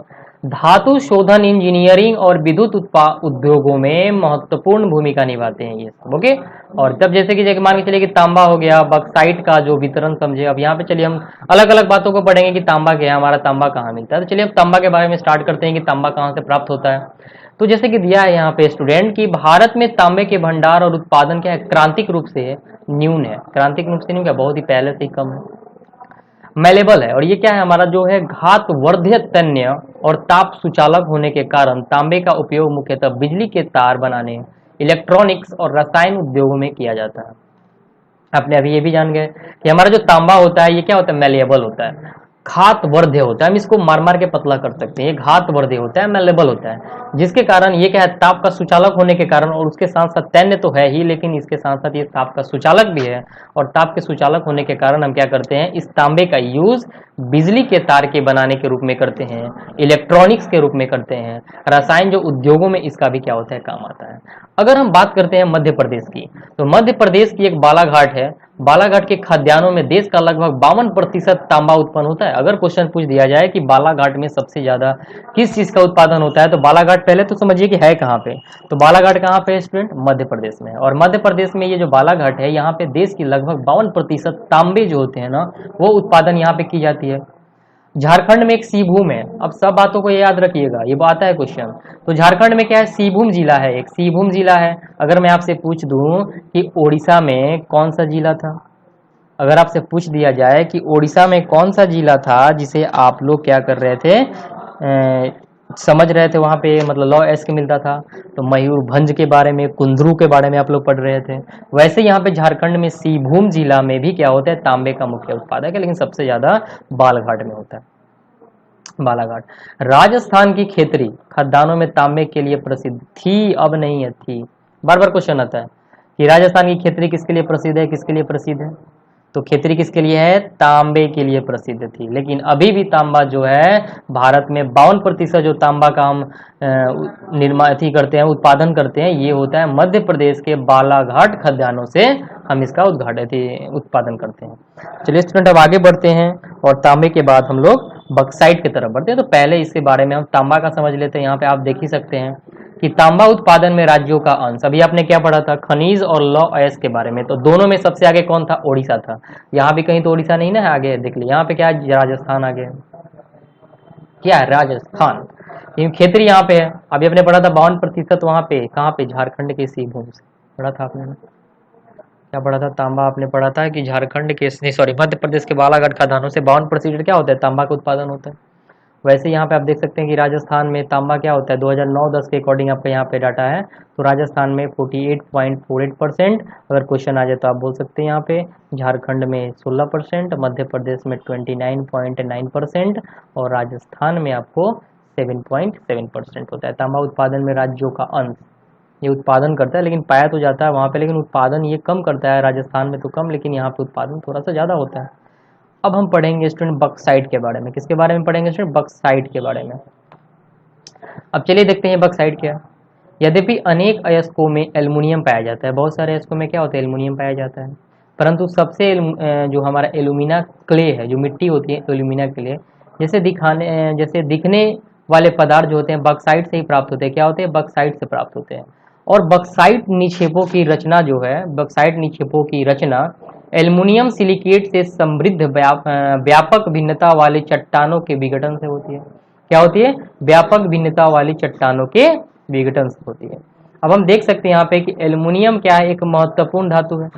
एल्युमिनियम जो है ये क्या होता है? एक धातु का रूप है। एल्युमिनियम क्या है? एक धातु का रूप है, क्योंकि यह लोहे जैसी शक्ति के साथ साथ अत्यधिक हल्का और सुचालक भी होती है। क्या होती है? हल्का भी होती है और सुचालक भी होती है, और इसके अत्यधिक क्या होते हैं? मैलेबिलिटी होती है। हम इसको पतला मार मार के इसको क्या करते हैं? लंबा कर सकते हैं, भी पाई जाती है। भारत में बक्साइट के निक्षेप मुख्यतः अमरकंटक पठार, जो कि अपने छत्तीसगढ़ और मध्य प्रदेश के क्या था? बॉर्डर पे था। मैकाल पहाड़िया, ये भी था छत्तीसगढ़ के पास। बिलासपुर और कटनी, ये तो हमारा बिलासपुर जो है हमारा क्या है? ये हमारे छत्तीसगढ़ की हमारे जिला ही है कि पठारी प्रदेश में क्या होती है? पाई जाती है। चलिए स्टूडेंट अब आगे देखते हैं। और ये देख सकते हैं यहाँ पे कि मलज खंड में तांबा का खदान है। ये क्या है हमारा? मलज खंड में ये क्या हो रहा है कि तांबा का खदान है, ये खदान हो रहा है यहाँ पे। और यहाँ पे देखिए बक्साइट खदान है, ये बक्साइट का निर्माण हो रहा है यहाँ पे। तो चलिए स्टूडेंट अब आगे बढ़ते हैं और देखते हैं। अब देख सकते हैं स्टूडेंट यहाँ पे कि फिर आपका उड़ीसा का नाम आ गया, यानी कि उड़ीसा सबसे ज्यादा खनिजों में आगे है, बहुत ही ज्यादा क्या है? ये हमारा विकासशील विकसित वहां पे उड़ीसा है हमारा। उड़ीसा भारत का सबसे बड़ा बक्साइट उत्पादक राज्य है, और वर्ष 2009-10 में भारत के 34.97% बक्साइट का उत्पादन हुआ है। यहाँ कोरापुट जिले में पंचतमाली निक्षेप राज्य के सबसे महत्वपूर्ण बक्साइट निक्षेप है यहाँ पे। चलिए स्टूडेंट अब आगे देखते हैं यहाँ पे। अब जैसे दे रहा है, अब पर यहाँ पे अत्यधिक खनिज, अब ये अधात्विक खनिज के बारे में पढ़ेंगे। और अधात्विक खनिज में क्या है? अभ्रक आता है। चलिए अभ्रक के बारे में देखते हैं। अभ्रक एक ऐसा खनिज है जो प्लेटो तथा पतरन क्रम में पाए जाते हैं, और इसका चादरों में क्या होता है? विपाटन, स्प्लिट आसानी से हो सकता है। जो ने पढ़ा था कि चट्टानों के चादरों में, और ये परतें इतनी महीन हो सकती है कि 1000 परतें कुछ सेंटीमीटर ऊंचाई में समाहित हो जाती है। ठीक है, कुछ परतें जो होती है 1000 जो परतें होती है ना, इनकी वो कुछ सेंटीमीटर में ही क्या होती है? ये समाहित हो जाती है। इनकी जो 1000 परत ये होती है अभ्रक की, ये क्या होती है? 1 सेंटीमीटर में ही समाहित हो जाती है। अभ्रक क्या होता है? पारदर्शी, काले, हरे, लाल, पीले अथवा भूरे रंग का हो सकता है। यानी कि अभ्रक हमारा क्या होता है? पारदर्शी होता है, काले रंग का हो सकता है, हरे रंग का हो सकता है, लाल रंग का भी हो सकता है, पीले भूरे रंग का हो सकता है। तो चलिए सुनिए, यहाँ पे आप देखिए कि चूना पत्थर उत्पादन में राज्यों का अंश ये दे रहा है। तो चलिए पहले देख लेते हैं चूना पत्थर के बारे में हम लोग, ये चूना पत्थर है। जैसे कि स्टूडेंट यहाँ पे दिया हुआ है कि इनकी जो हमारे अभ्रक है, इनकी सर्वोच्च जो पैरावैद्युत शक्ति है, ऊर्जा, वो ह्रास निम्न गुणात्मक विंसवाहक गुण और उच्च वोल्टेजता और प्रतिरोध के कारण अभ्रक विद्युत और इलेक्ट्रॉनिक उद्योगों का प्रयुक्त होने वाली क्या है? अपरिहार्य खनिजों में से एक है। अब ये कहाँ कहाँ मिलता है? देखते हैं कि छोटा नागपुर के निक्षेप में, उत्तरी पठार किनारों पे पाए जाते हैं। बिहार झारखंड की कोडरमा, गया, हजारी बैग पेटी अग्रणी उत्पादक राज्य हैं ये। और राजस्थान के मुख्य अभ्रक उत्पादन क्षेत्र में अजमेर के आसपास ये आंध्र प्रदेश को नेल्लोर अभ्रक पेटी भी देश की महत्वपूर्ण उत्पादक देश है। अब यहाँ पे देख सकते हैं, यहाँ पे नेल्लोर भी क्या है? आंध्र प्रदेश में अभ्रक पेटी की महत्वपूर्ण उत्पादक पेटी है। अब हम पढ़ेंगे यहाँ पे चट्टानी खनिजों के बारे में। ये जो चट्टानी खनिजें होती है, ये कौन कौन सी खनिजें, अब इसके बारे में देखते हैं। लाइमस्टोन है पहला हमारा, जिसको हम चूना पत्थर बोलते हैं। जैसे कि दिया हुआ है कि चूना पत्थर क्या होता है? कैल्शियम या कैल्शियम कार्बोनेट तथा मैग्नीशियम कार्बोनेट से बनी चट्टानों में पाई जाती है। क्या पाई जाती है? ये चूना पत्थर जो है कैल्शियम या कैल्शियम कार्बोनेट तथा मैग्नीशियम कार्बोनेट से बनी चट्टानों में पाया जाता है। और यह अधिकांशतः क्या होता है कि अवसादी चट्टानों में पाया जाता है। कौन? ये चूना पत्थर। चूना पत्थर सीमेंट उद्योग का एक आधारभूत कच्चा माल है। अगर हम सीमेंट बनाते हैं उसमें क्या होता है? ये लाइमस्टोन बहुत ज़्यादा यूज होता है, और एक कच्चे माल के रूप में होता है, जिससे हम क्या निर्माण करते हैं, फिर सीमेंट हमारा बनता है। और लौह प्रगलन की भट्टियों में भी क्या होता है? इसका हम चूना पत्थर का यूज़ करते हैं हम लोग। चलिए स्टूडेंट अब आगे देखते हैं। एक बात यहाँ पे रोचक तथ्य थोड़ा सा देख लेते हैं कि एल्युमिनियम की जो खोज के बाद सम्राट जो नेपोलियन तृतीय जो थे ना, अपने कपड़ों पर एल्युमिनियम से बने हुए हुक और बटन पहनता था। क्या करता था? ये जो नेपोलियन तृतीय था, अपने कपड़ों पर एल्युमिनियम से बने हुए हुक और बटन पहनता था ये, और अपने खास मेहमानों को एल्युमिनियम से बने बर्तनों में भोजन कराता था। तथा आम मेहमानों को सोने और चांदी के बर्तनों में भोजन परोसता था। ये आप भी देख सकते हैं यहाँ पे। और इस घटना के 30 वर्ष बाद पेरिस में भिखारियों के पास एल्युमिनियम के बर्तन एक आम बात थी। यानी कि इन्हीं कारणों के कारण क्या हो गया कि जो मेहमान लोग होते थे, मेहमान तो भिखारी भी हो सकता है, तो नेपोलियन तृतीय क्या किया कि एल्युमिनियम के बर्तन में उनको खाना परोसना कर दिया। और कुछ ही दिनों के बाद क्या हुआ कि पेरिस में भिखारी जो लोग थे ना, उनके पास एल्युमिनियम के बर्तन क्या हो गए, आम बात हो गई। उनके पास, हर एक भिखारी के पास एल्युमिनियम के बर्तन पाने जाने लगे। अब देखिए चूना पत्थर में सबसे आगे राज्य कौन सा है हमारा, तो कर्नाटक जो है ये सबसे आगे है। और अन्य में हमारे क्या 50% में और सारे राज्य हैं। और आंध्र प्रदेश हमारा क्या है 20% में आता है। यानी कि अगर लाइम स्टोन में अगर सबसे अधिक हम ले लें कौन सा उत्पादक राज्य है, तो हमारा ये कर्नाटक राज्य है। आपने पढ़ा उड़ीसा के बारे में 3 दिन पढ़ लिया, लॉ एस के बारे में पढ़ा आपने, अबरक के बारे में आपने पढ़ लिया। फिर आपने क्या पढ़ा, आपने पढ़ा था खेतरी के बारे में। इस सब के बारे में, खेतरी में आंध्र प्रदेश ही आ गया आपका। मध्य प्रदेश आप देख रहे थे यहाँ पे, राजस्थान, सॉरी राजस्थान खितरी में आ गया था, तांबा की एथी में आ गया था हमारा राजस्थान। तो ये सब चीज़ें आपको देखने को मिल रही है। चलिए स्टूडेंट अब देखते हैं आगे यहाँ पे खनिजों का संरक्षण हम कैसे कर सकते हैं। अभी हमें ये पढ़ना है कि खनिजों का जो संरक्षण है हम उसे कैसे कर सकते हैं।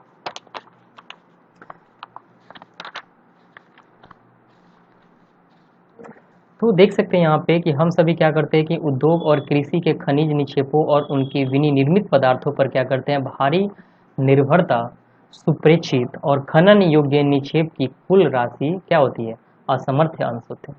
ओके, अब अर्थात भूपटी 1% है। भूपटी क्या है, इन सब का 1% है। और जिन खनिज संसाधनों के निर्माण और सांद्रण में लाखों वर्ष लगे हैं, हम उनका शीघ्रता से क्या करते हैं, उपभोग कर रहे हैं।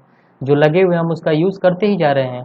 और खनिज निर्माण की जो भूगर्भिक प्रक्रियाएं हैं इतनी धीमी हैं कि इनके वर्तमान उपभोग की दर की तुलना में उनके पुनर्भरण की दर अपरिमित रूप से थोड़ी कम है। इसलिए खनिज संसाधन समिति अनवीकरण योग्य, यानी कि हम इसे प्राप्त नहीं कर सकते, अनवीकरण योग्य है। हमारा खनिज जो है ये अनवीकरण योग्य है। जैसे कि दे रहा है कि समृद्ध खनिज निक्षेप हमारे देश की अत्यधिक मूल्यवान संपत्ति है। क्या है, अत्यधिक मूल्यवान संपत्ति है। बहुत सारा संपत्ति जो हम प्राप्त करते हैं इन्हीं खनिजों से प्राप्त करते हैं, लेकिन ये अल्पजीवी हैं, बहुत ही कम जीव तक हैं। अयस्कों के सतत खनन में लागत बढ़ती है, क्योंकि खनिजों के उत्खनन की गहराई बढ़ने के साथ उनकी गुणवत्ता क्या होती है, घट जाती है। यानी कि जैसे जैसे हम गहराई में जाते हैं तो इन खनिजों की गुणवत्ता क्या होती है, घटती जाती है। जैसे कि दे रहा है खनिज संसाधनों की जो सुनियोजित एवं सतत पोषीय ढंग के प्रयोग में तालमेल युक्त प्रयास करना होगा और निम्न कोटि के अयस्कों को कम लागत पर प्रयोग करके उन्नत प्रौद्योगिकी का सतत विकास करते रहना होगा। धातुओं का पुनः चक्रण, रति धातुओं के प्रयोग तथा प्रतिस्थापनों के भविष्य के हमारे संसाधन के संरक्षण पाए जाते हैं। ये स्टूडेंट पहले ही मैंने आपको बता चुका। स्टूडेंट परंपरागत ऊर्जा के स्रोत क्या है, हमारे यहाँ पे दे रहा है परंपरागत ऊर्जा के स्रोत। अब पढ़ेंगे इसमें कोयला। दे रहा है कि भारत में कोयला क्या है, बहुतायत में पाया जाने वाला जीवाश्म ईंधन है। बहुत ही ज्यादा पाया जाता है भारत में कोयला, और ये एक जीवाश्म ईंधन है। अब देखिए स्टूडेंट यहाँ पे जैसे कि दे रहा है, यह देश की ऊर्जा आवश्यकताओं का महत्वपूर्ण भाग प्रदान करता है। क्या करता है, यह देश की ऊर्जा आवश्यकताओं का महत्वपूर्ण, यानी कि भारत में जो ऊर्जा का निर्माण होता है यहाँ से प्राप्त होता है ये। और इसका उपयोग ऊर्जा उत्पादन तथा उद्योग और घरेलू जरूरतों के लिए ऊर्जा की आपूर्ति के लिए किया जाता है। घरेलू यूज में तो हम कोयला का खाना बनाने के यूज में करते हैं। भारत अपनी वाणिज्यिक और ऊर्जा आवश्यकता की पूर्ति हेतु मुख्यतः कोयले पर निर्भर है। क्या है, कोयले पर ये निर्भर है वाणिज्यिक ऊर्जा में आवश्यकताओं की पूर्ति करने के लिए। अब जैसे कि यहाँ पे दिया हुआ है, जैसे कि आप पहले ही जानते हैं कि कोयले का निर्माण पादप पदार्थों के लाखों वर्ष संपीड़न से हुआ है। यानी कि जो हमारे बहुत सारे पेड़ पौधे हो गए, जो जीव जंतु हो गए, ये लाखों वर्ष तक दबे रह जाते हैं किसी चीज़ में, जिसके कारण ये क्या होता है, हमारा ये जीवाश्म ईंधन प्राप्त होता है, यानी कि कोयले का निर्माण हो जाता है। इसलिए संपीड़न की मात्रा, गहराई और दबने के समय के आधार पर कोयला अनेक रूपों में पाया जाता है। यानी कि जितनी गहराई में जाइए, जितना अधिक दबा रहेगा, उतना क्या होगा, ये कोयले की जो हमारी इंपॉर्टेंस होगी वो धीरे धीरे क्या होती है, बदलती है। यानी कि अलग अलग प्रकार के कोयले पाए जाते हैं।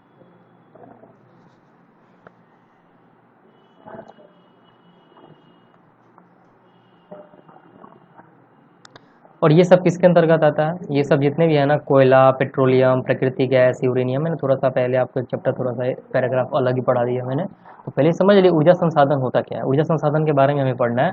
तो ऊर्जा सभी क्रियाओं के लिए आवश्यक है, और खाना पकाने में, रोशनी ताप के लिए, गाड़ियों के संचालन तथा उद्योग में मशीनों संचालन, ऊर्जा की आवश्यकता होती है। और ऊर्जा का उत्पादन क्या होता है, ईंधन खनिजों से होता है। और ईंधन खनिज कहाँ से होती है, कोयला, पेट्रोलियम, प्राकृतिक गैस, यूरेनियम, विद्युत से किया जाता है। और मैंने अभी कोयला के बारे में आपको पढ़ा ही दिया। अब आप देखिए यहाँ पे परंपरागत ऊर्जा है, ये परंपरागत ऊर्जा स्रोत है, कहाँ से कौन चीज़ पाया जाता है, तो आप पहले इसके ये पढ़ लीजिए। ऐसा अगर चीज़ देगा तो कोयला क्षेत्र होगा, जैसे कि आपका क्षेत्र यहाँ पे आपका ये कोयला क्षेत्र है। ये काला से देगा कोयला खान हो जाएगा। तेल क्षेत्र वाला जो होगा रेड से देगा, ये मुख्य सुरक्षित प्राकृतिक यहाँ पे गैस प्राप्त होगी।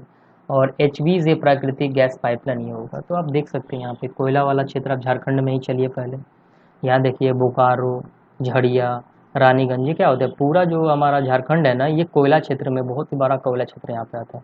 तो बोकारो में, झड़िया में और रानीगंज में क्या होता है, बहुत ही ज़्यादा यहाँ पे मिलता है। अब यहाँ पे ले लीजिए आप छत्तीसगढ़ में आ जाइए, सिगौली तो हमारा हमारा मध्य प्रदेश में आएगा। छत्तीसगढ़ में कोरबा आ जाएगा। तलचर जो है उड़ीसा में आता है। यहाँ पे क्या है, तो हमारे कोयला का खान है। सिंगलौड़ी में भी हमारा है यहाँ पे। अब इधर आप आ जाते हैं, अगर थोड़ा सा नीचे आते हैं तो देख रहे हैं यहाँ पे आंध्र प्रदेश में सिगरेणी है। और यहाँ पे तमिलनाडु में आपका देख रहे हैं कि नेवेली है। फिर थोड़ा अब आगे बढ़ते हैं और देखते हैं। अब हम पेट्रोलियम के बारे में पढ़ेंगे कि पेट्रोलियम क्या होता है। तो जैसे कि यहाँ चीज़ यहाँ पे दिया हुआ है,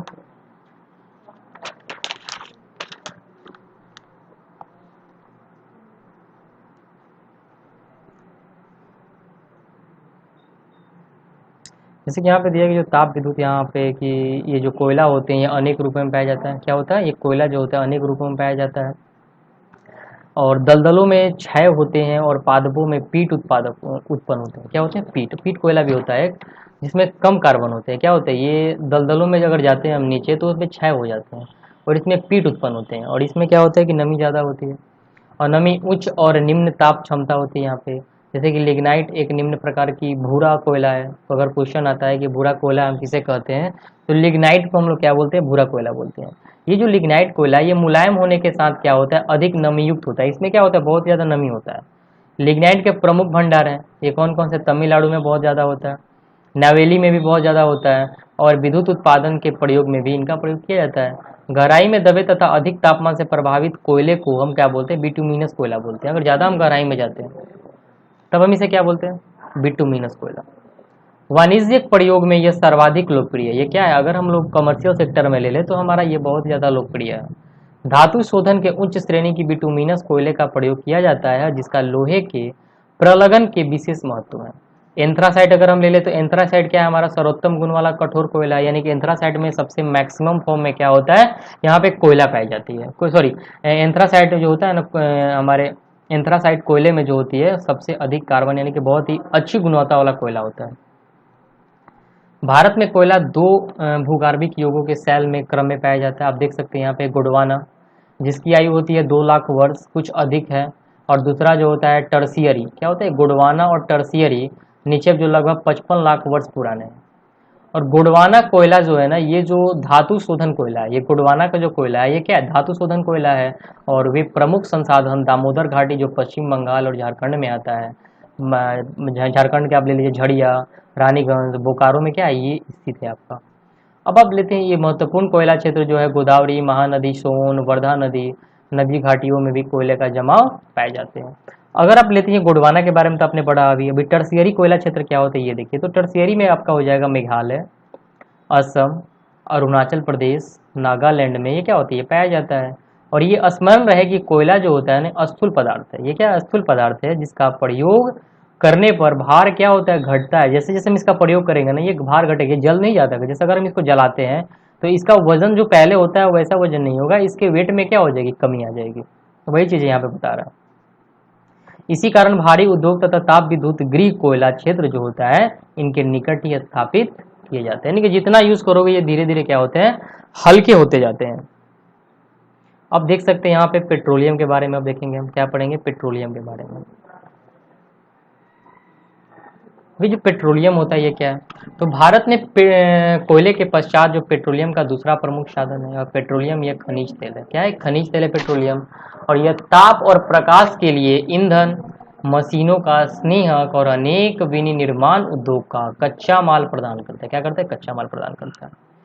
तेल शोधनशालाएं, संश्लेषित वस्त्र, उर्वरक, असंख्यक रसायन उद्योग में क्या होता है कि नोडिया बिंदु का काम वो करता है।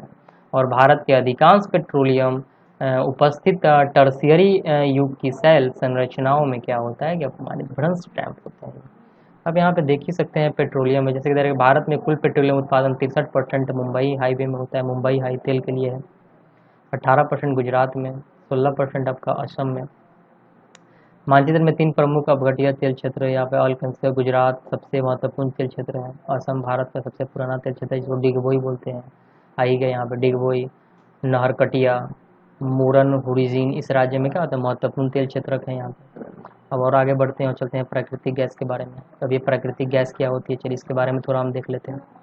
अभी जो प्राकृतिक गैस दे रहा है ना स्टूडेंट, ये प्राकृतिक गैस क्या है कि प्राकृतिक गैस एक महत्वपूर्ण स्वच्छ ऊर्जा संसाधन है। क्या है? स्वच्छ ऊर्जा संसाधन है जो पेट्रोलियम के साथ अथवा अलग भी पाई जाती है। क्या होती है?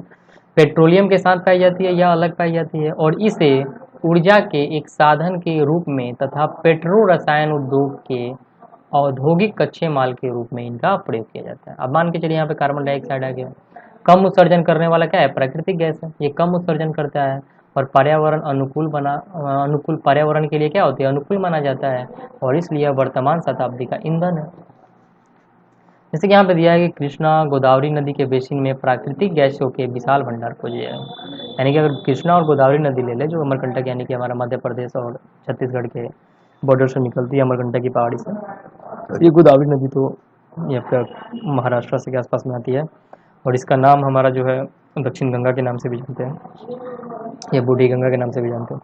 तो कृष्णा गोदावरी नदी बेसिन जो प्राकृतिक गैस का एक विशाल भंडार है, ये पश्चिमी तट के साथ क्या होता है? मुंबई हाई और सन्निहित क्षेत्रों के खंबात की खाड़ी में ये पाए जाते हैं। अब जैसे आप यहीं पे देख सकते हैं कि आणविक तापीय, ये सब आपके मैप हैं यहाँ, ये जो दे रहे हैं कि ब्लैक आणविक है और ये जो तापीय है, ये क्या चीज़ है पहले आप देख लीजिए। ऊर्जा संयंत्र, क्या है? हमारे ऊर्जा संयंत्र का मैप है, आप देख सकते हैं। एनसीईआरटी का बुक निकालिएगा, एनसीईआरटी के बुक में आप देख सकते हैं अच्छे से, या इस वीडियो को पॉज करके आप इसे अच्छे से देख सकते हैं। चलिए अब आगे बढ़ते हैं और देखते हैं।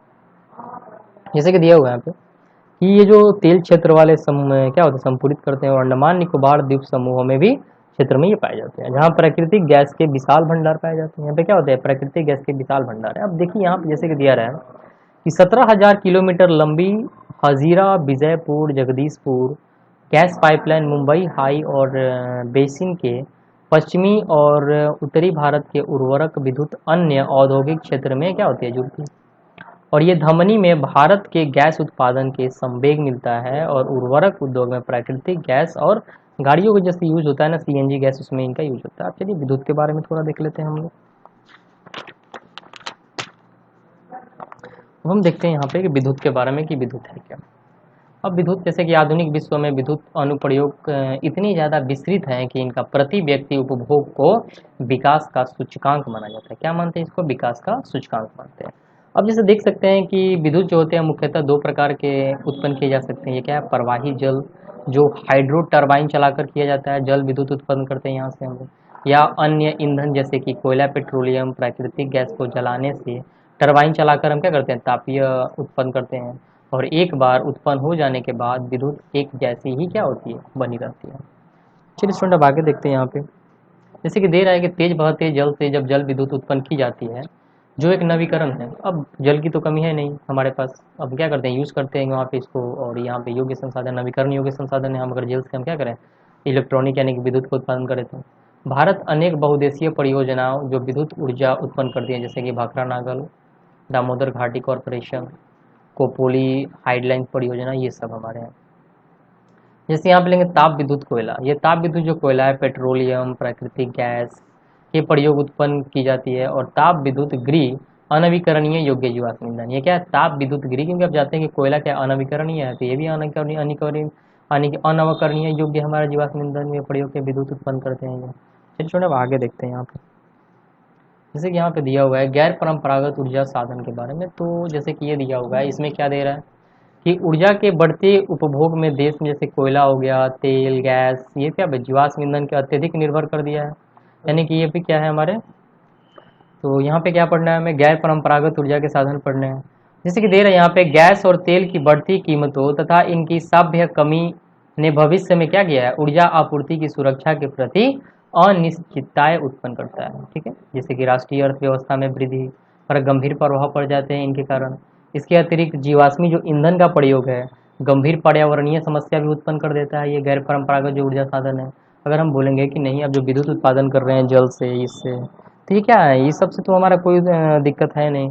अब आप चलिए यहाँ पे देखते हैं, अतः नवीकरण योग्य जो ऊर्जा संसाधन जैसे कि सौर ऊर्जा हो गया, पवन ऊर्जा हो गया, ज्वारीय ऊर्जा हो गया, जैविक ऊर्जा हो गया, तथा अवशिष्ट पदार्थ जनित ऊर्जा के उपयोग में क्या होता है, बहुत ज़रूरत है ये, क्योंकि ये हमारे यहाँ से प्रदूषण भी कम फैलता है, यहाँ पे फैलता भी नहीं है। ये ऊर्जा के गैर परंपरागत साधन कहलाते हैं। क्या होते हैं? गैर परंपरागत साधन कहलाते हैं, क्योंकि बहुत सारे साधन जो है क्या करते हैं, वो हमारे पर्यावरण के क्या करते हैं, दूषित करते हैं। तो वैसे यहाँ पे जो दिया है, तो हम गैर परंपरागत ऊर्जा साधन का यूज़ करते हैं। और जैसे कि दिया हुआ है यहाँ पे कि भारत जो है, भारत क्या करता है कि भारत धूप, जल, जीव भार साधनों में क्या है, समृद्ध है।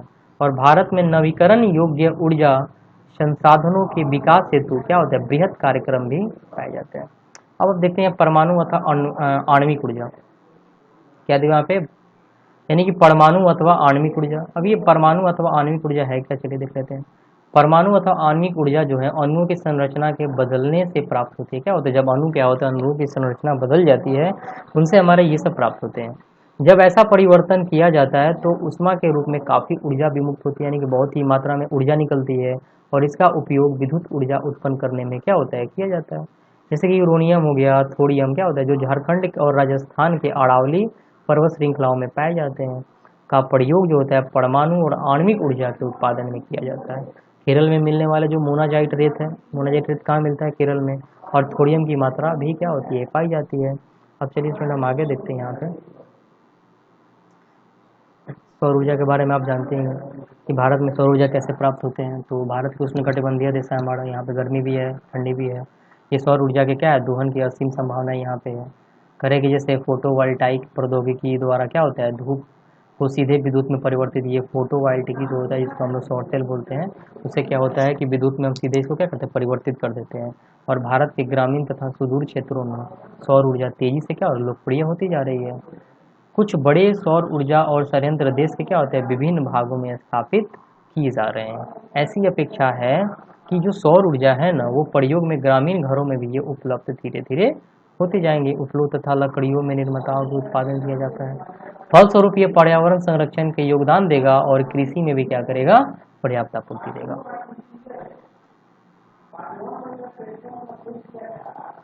गैरीय ज्वारीय ऊर्जा के बारे में पढ़ते हैं। जैसे देख रहा है कि महासागरीय तरंगे जो होती हैं उनको ज्वारीय बोलते हैं, जिसको हम लोग ज्वार भाटा बोलते हैं।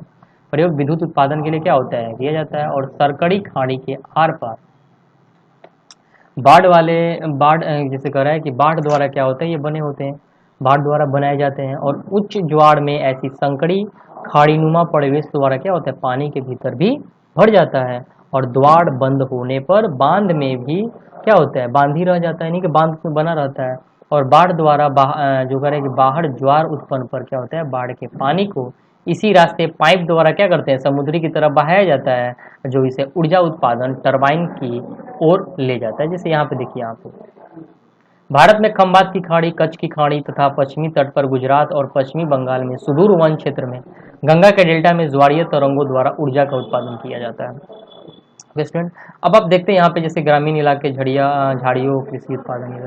अब भूतापीय ऊर्जा के बारे में पढ़ते हैं। भूतापीय ऊर्जा क्या है, तो पृथ्वी के आंतरिक भागों तथा ताप का प्रयोग उत्पन्न की जाने वाली जो विद्युत को क्या कहते हैं, हम लोग भूतापीय बोलते हैं। यानी कि पृथ्वी के आंतरिक भाग जो अंदर की भाग है और ताप का प्रयोग करके हम क्या करते हैं, उत्पन्न जो की जाने वाली विद्युत है ना, उनको हम भूतापीय ऊर्जा बोलते हैं।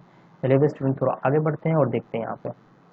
अब ये जो भूतापीय ऊर्जा है ना, भूतापीय ऊर्जा इसलिए अस्तित्व में होती है, यानी भूतापीय ऊर्जा जो इसलिए अस्तित्व में होती है क्योंकि बढ़ती गहराई के साथ पृथ्वी प्रगामी ढंग से क्या होती है, तप्त हो जाती है। आपको मैंने पहले ही क्लास में पढ़ाया था, जब इसका 7th क्लास का चैप्टर, आप 2nd चैप्टर पढ़िए, उसमें आपको मिल जाएगा।